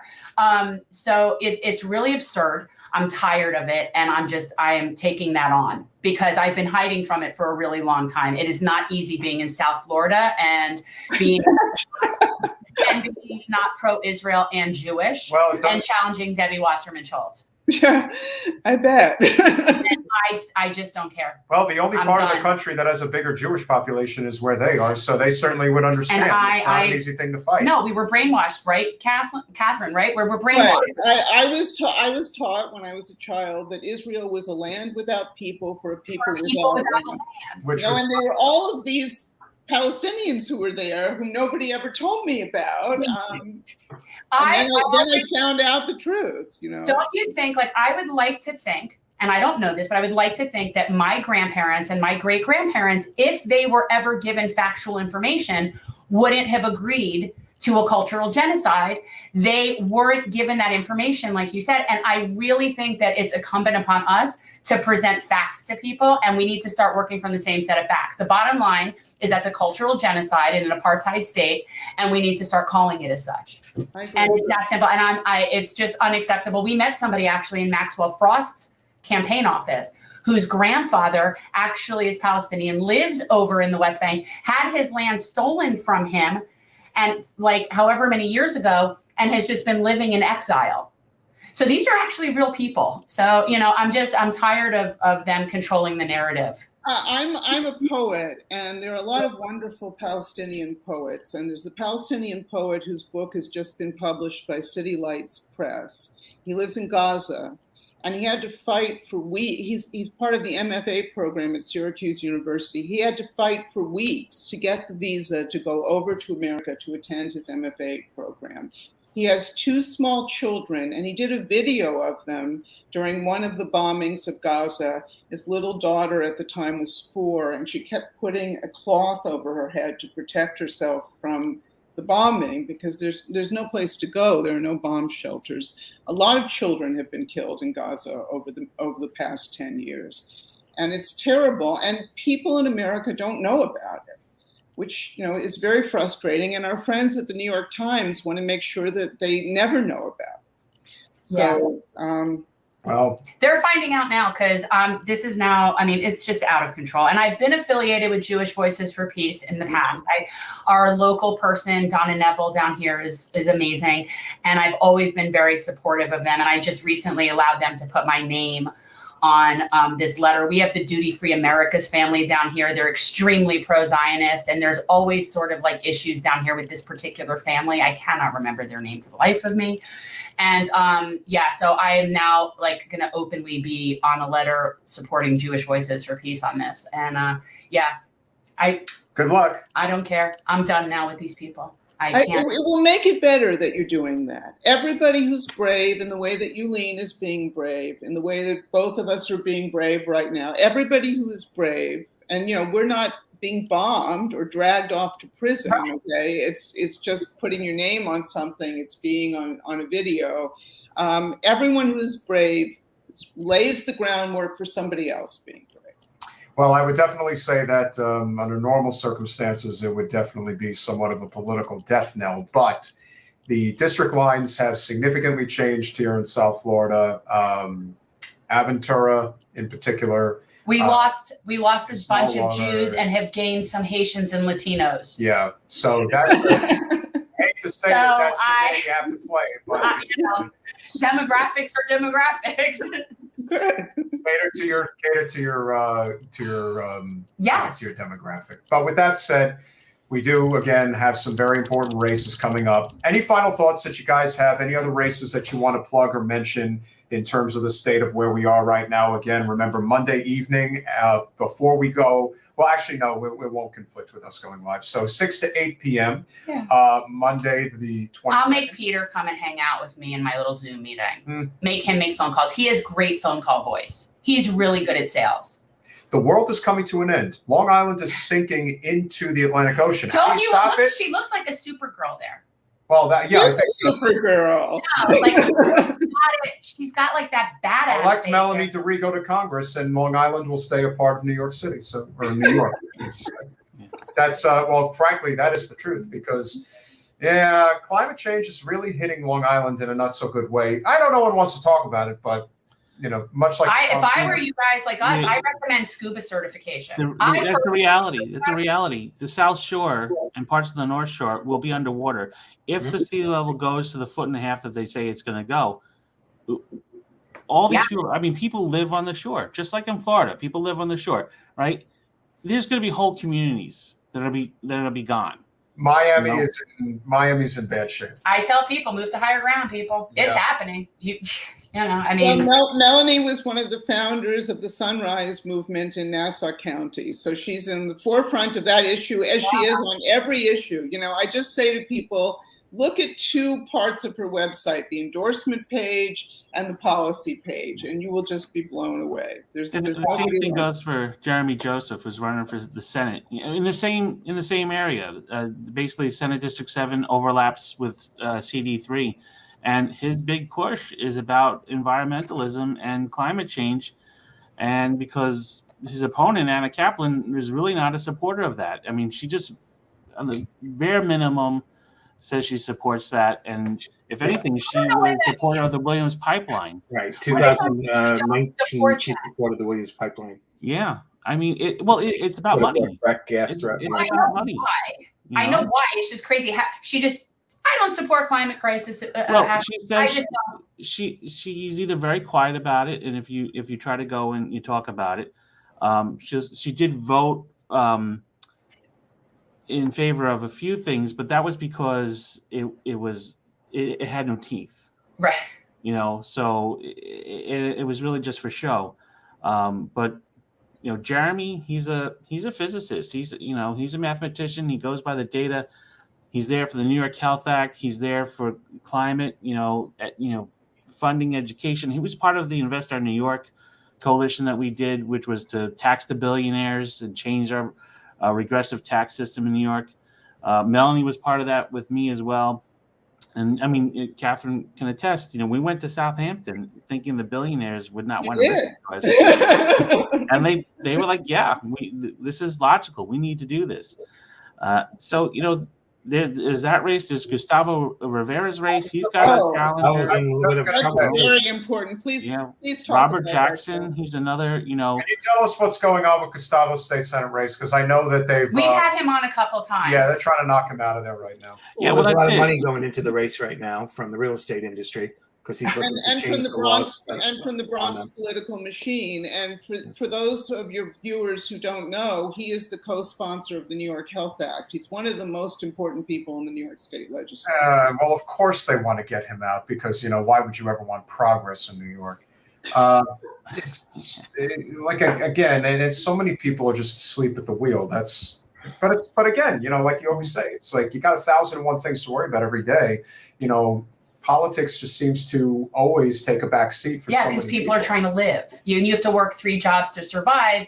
You don't have the time to worry about this. And that's what they're counting on. That's why we're in this position. They want uneducated and overly desperate people that don't have time to participate in the process. And hyper individualism, right?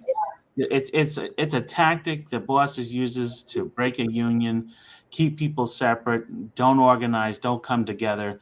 And I mean, there's someone I follow who's a disability advocate, Crutches and Spice, and she's awesome. And she said it the other day, our hyper individualism has killed millions and millions of people because in the part of we need to hold our electeds accountable, but ourselves, if we were to come together, and Catherine mentioned this earlier, just the progressives coming together, but if the working class themselves came together and said, we need X, Y, and Z, we need jobs, housing, we need Healthcare. access to healthcare, and we made these demands, and we said, nothing's going to happen until you do this. I mean, you can go the general strike route, whatever. We need to make those pushes. We need to make those demands, and we need to hold these people accountable. If that means primarying every last Democrat that's in there, then primary every last Democrat.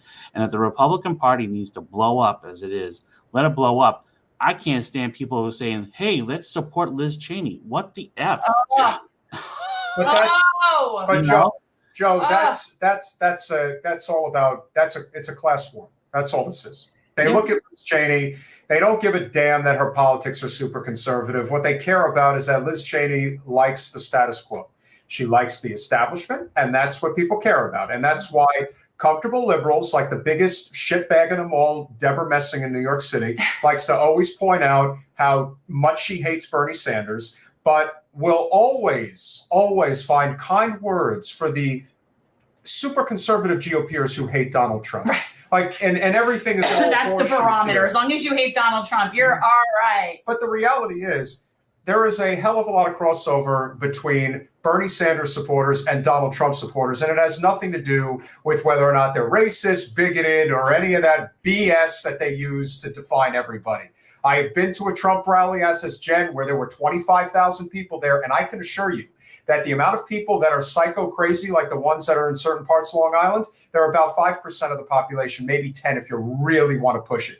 They do not make up anywhere near. They are a minority of people, but they want you to believe that you're in Catherine, you're in Suffolk County. I mean, again, they want you to believe that every Trump supporter is crazy, and Suffolk County is Trump country. And I can assure you that most people are perfectly normal. They may have difference of opinion on politics, but a significant amount of Trump and Bernie supporters, it's all about class war. It's all about. I can tell you, I worked very hard. I was the volunteer coordinator for Bernie in Suffolk County in 2020, and I was the one of the volunteer coordinators for him in 2016. And I canvassed more doors than I could possibly recount and spoke to more people than I could possibly recount.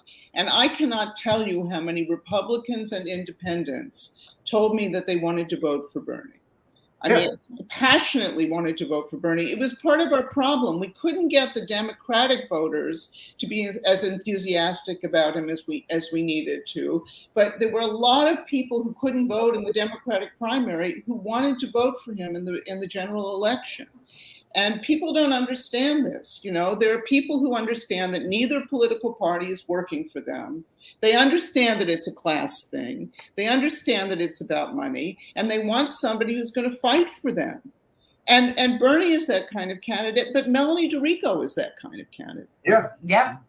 And that's why, again, it is a class war.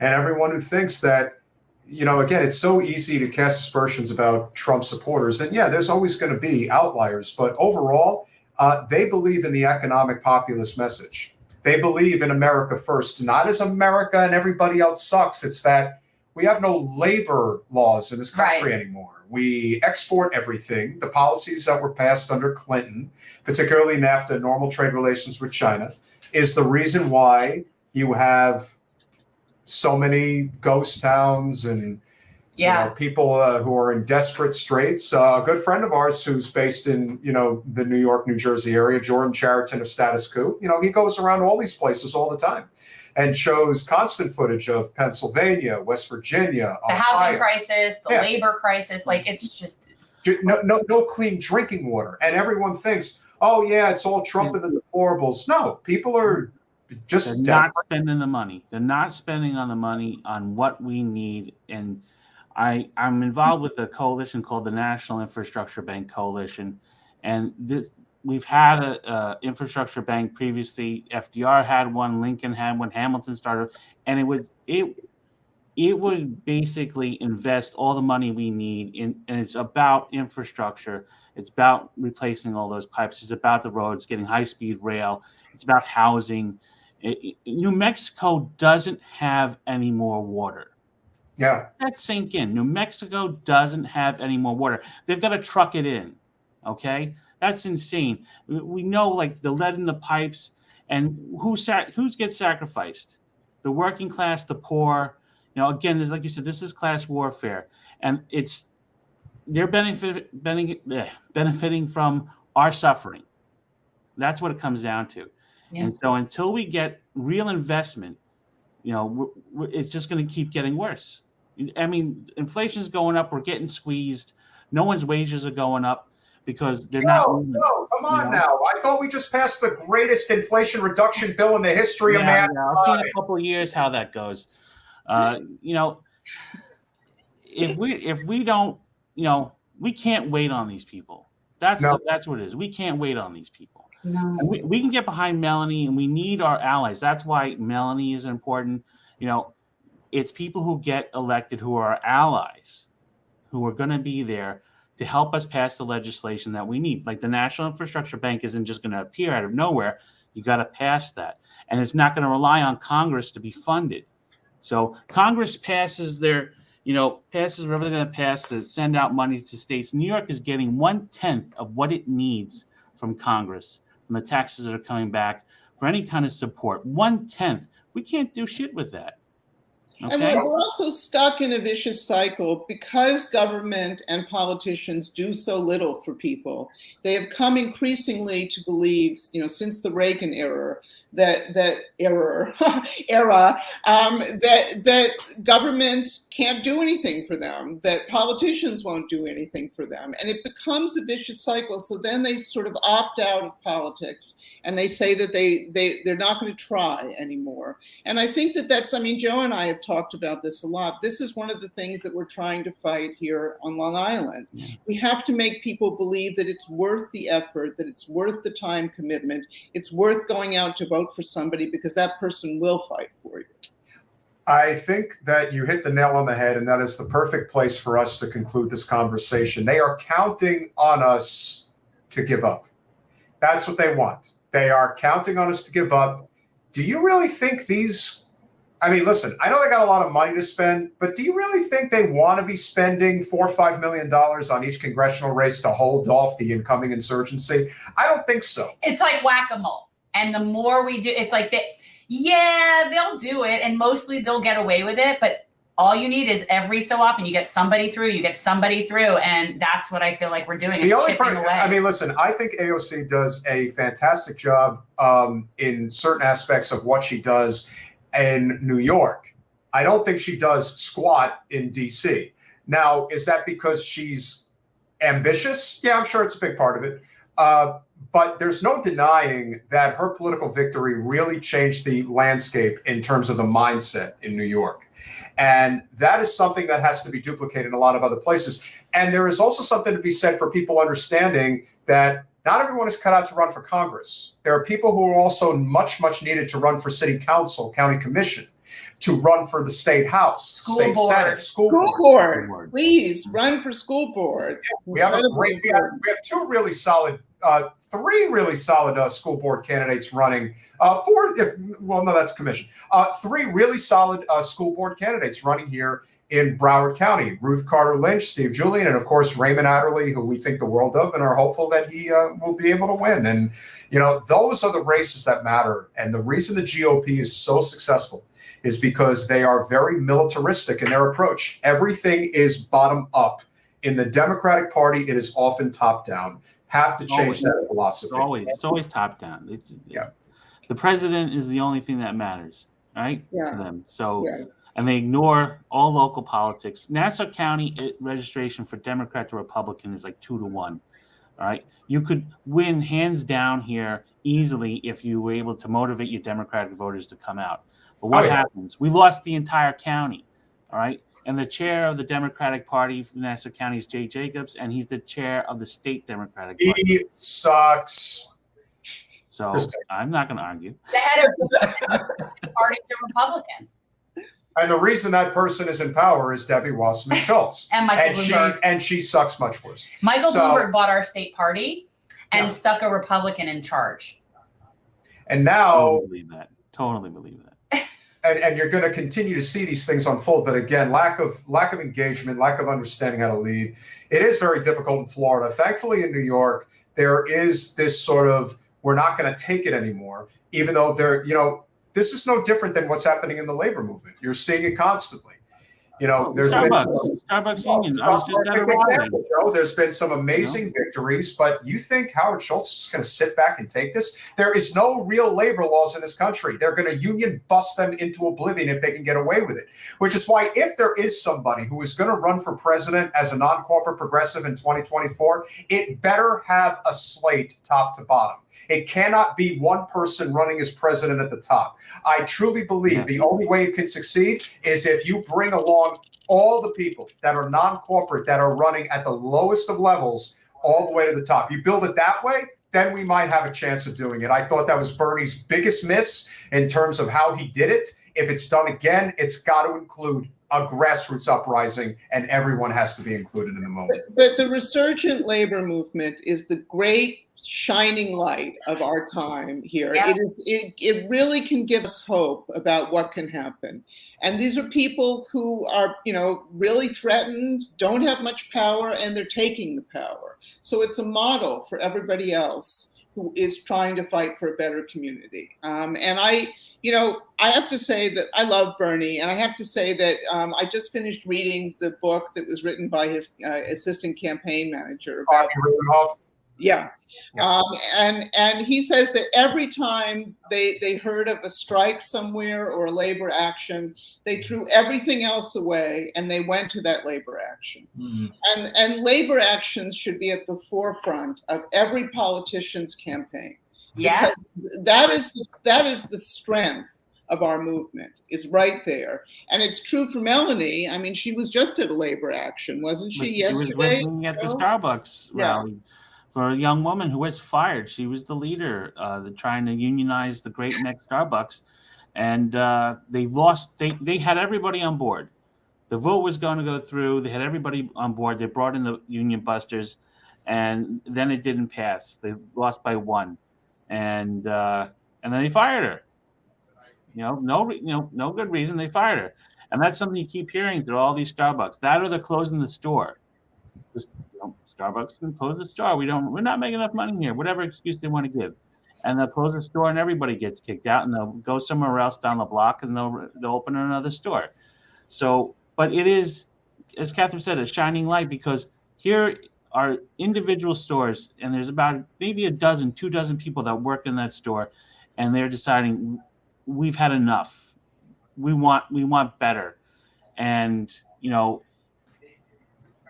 being in a union, being part of a union, even if you're not in a union, the solidarity that the effect of a union has within a community, because that's what it's about. It's the members of your community that are working in these places. They're making their lives better, and that makes your community better.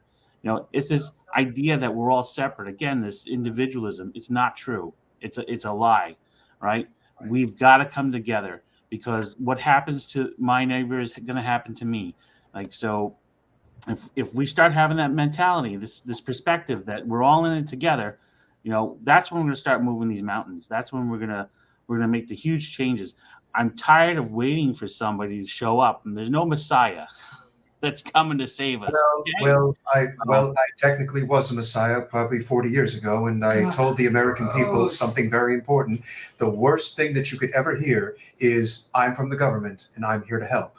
And unfortunately, that mindset is something that took shape in tens of millions of people's minds. Reagan was an incredible politician. And, you look back on it now and you realize we're still, it's not just that we're suffering from him. It's the fact that Bill Clinton wanted to be Ronald Reagan, and he became Ronald Reagan, and he got through the policies that the GOP could have only dreamed about. So we are where we are today in many ways because of those 2 men who occupied the White House.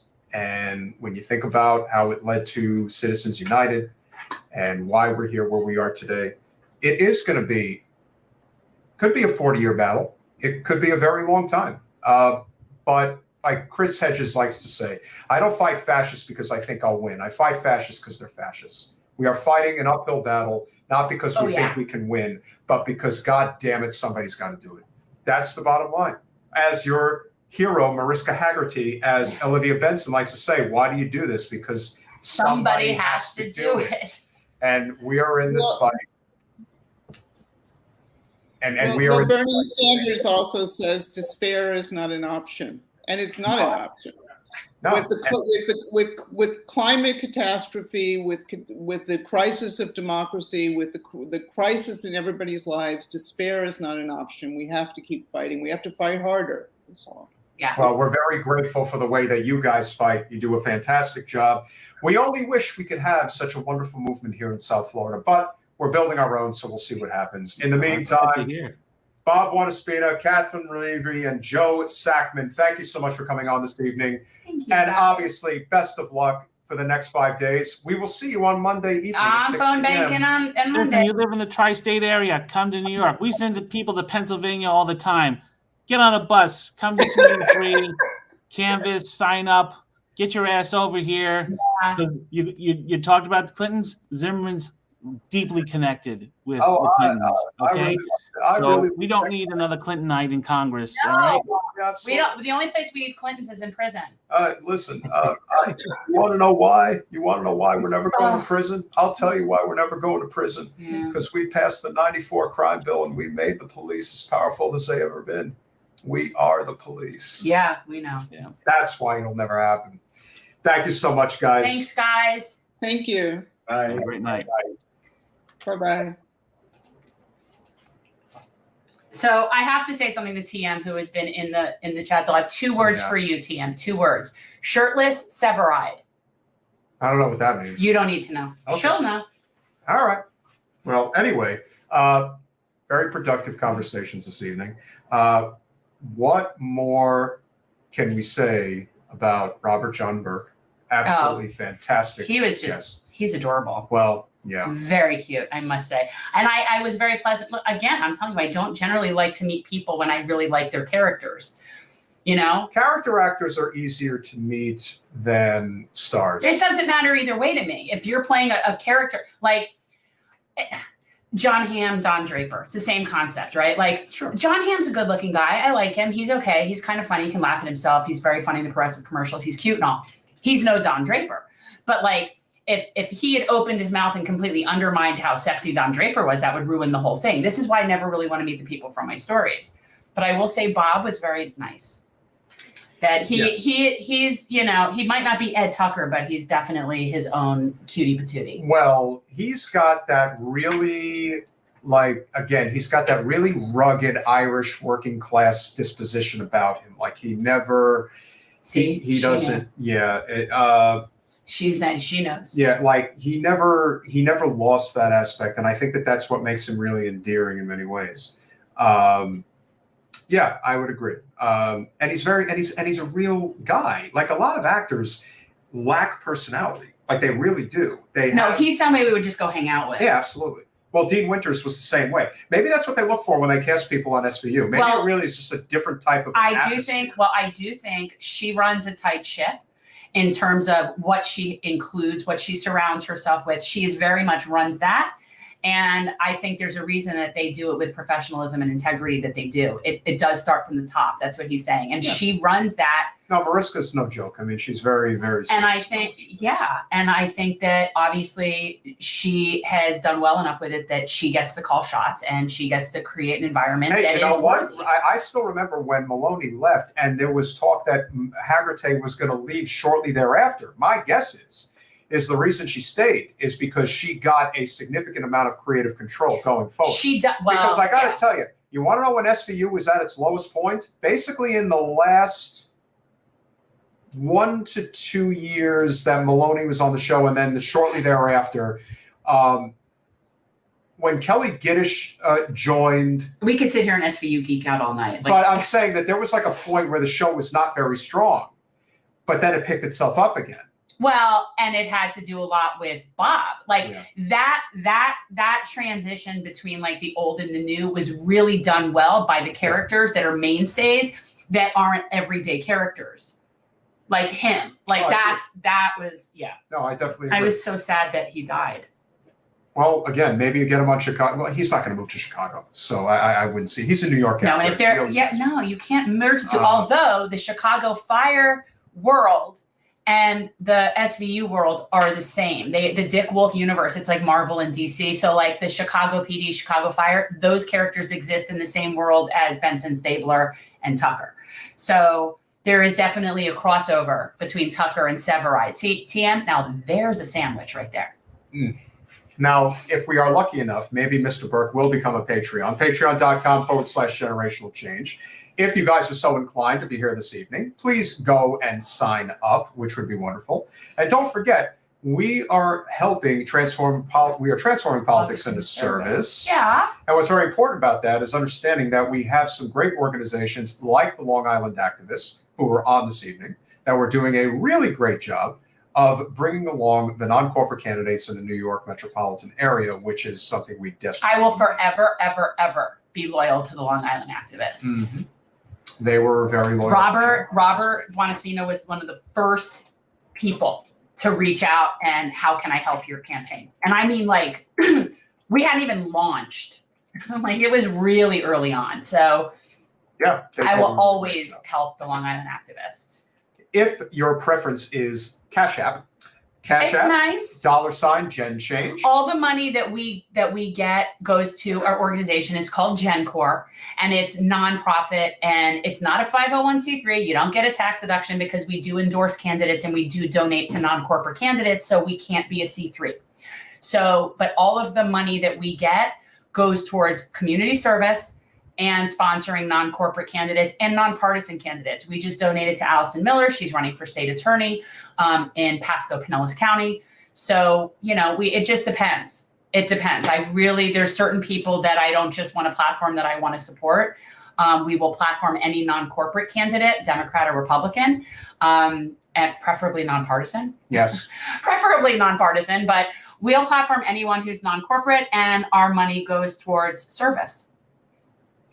We are going to have, depending on whether Jen wants to or not, if we do a 12 o'clock show, I got confirmation, on Monday, congressional candidate Maxwell Frost will join us. I'm definitely not about Maxwell Frost. I'm about doing it at 12 noon, but I definitely do want to talk to Maxwell It is Frost. The day before Election Day, so it probably does make sense for us to do a 12 o'clock because in the evening, people are going to be very busy with phone banks, canvassing. We want to try to get some local candidates if we can. But obviously, Maxwell is the one bright star. I mean, obviously, we're huge supporters. Can I create a graphic of Alan Grayson merged with Shrek? No. Okay. You can't do that. Okay. Sheila Sherfulis McCormick obviously has our full support. But Maxwell really has something cooking up there in Orlando. We would very much like to see him get over the finish line. We're going to be out at the polls, you told me. Yes, we will. We're going to be at the polls. Peter likes to do poll hopping. No, I think it's very important that we help out. You are too much love. You really You're so are. Awesome. TM. Is that really you in the picture? Because you're really, really cute. I'm just saying. And I don't know, like that could be catfishy. Okay. Well, if TM, if you would like, we have some Gen Change shirts. Yeah, for sure. Want to send her one of them? I'd be very happy to send you one. I wish you. Well, you definitely don't need to be a patron. I appreciate all help, but yeah, we'll most certainly send you a jersey. Yeah, send a private message if you can, and let us know. Give us your address. Yes. And give us your shirt size, and I will send you a jersey. So yeah, I think so. Again, Patreon. Patreon.com/generational change. Yeah. If you can support, fantastic. Or if you could go to Cash App, Gen Change, $Gen Change. It's all good. Yes. It's all good. It all helps. Yes. You know. So we'll see who else we can get. Obviously, Kim Iverson is going to be coming on in 10 days. I'm sure we'll get a bunch of haters in the comments, which I won't appreciate. And don't be mean about guests. I hate that. Osiris from Stuck in the Middle would like us to come on his podcast. I like Osiris. So I think we should definitely look to set that up. You know what? Maybe I think I don't know if he does it in the afternoon. I don't know when Maybe he that might streams. make I don't sense. usually see him live. Like, I usually watch his stuff post. Yeah. Like, So I think we'll have an opportunity to do that. And obviously, you know, we will make sure that we have another guest as well for Monday. And yeah, we'll see what happens. You know, obviously it's a number of important elections coming up. We do want to help out with some of our local non-corporate candidates. And it's just good, you know, to be involved, because the truth of the matter is there's so many candidates. You know, one of the things that I always found so endearing when we ran in 20 was how so many people from other campaigns, even people who supported Wasserman Schultz, would come up to us and tell us, you really have an amazing team. I never felt prouder than when we would get like, and especially when it was older people that would come up to me and just say how impressed they were with our volunteers, because they were all high school, college kids, and they were really great kids. And I felt that way. Like, I was very happy with who was out representing us. And it was always nice when people would recognize that, because that Debbie doesn't really have volunteers. No. She has paid people that she pays to sit at the polls and just hand out, you know, her flyers. And so it's not like there's really anybody with personality there doing it. And I love that our volunteers were so appreciated at the polling locations. Yeah, listen, you can win over a lot of hearts and minds by having a team that's all about positivity and trying to do the right thing instead of going around telling people how much the other people suck. So with that said, we hope you enjoyed. Make sure to like, subscribe, share, comment, maybe even donate. We'll see you Monday.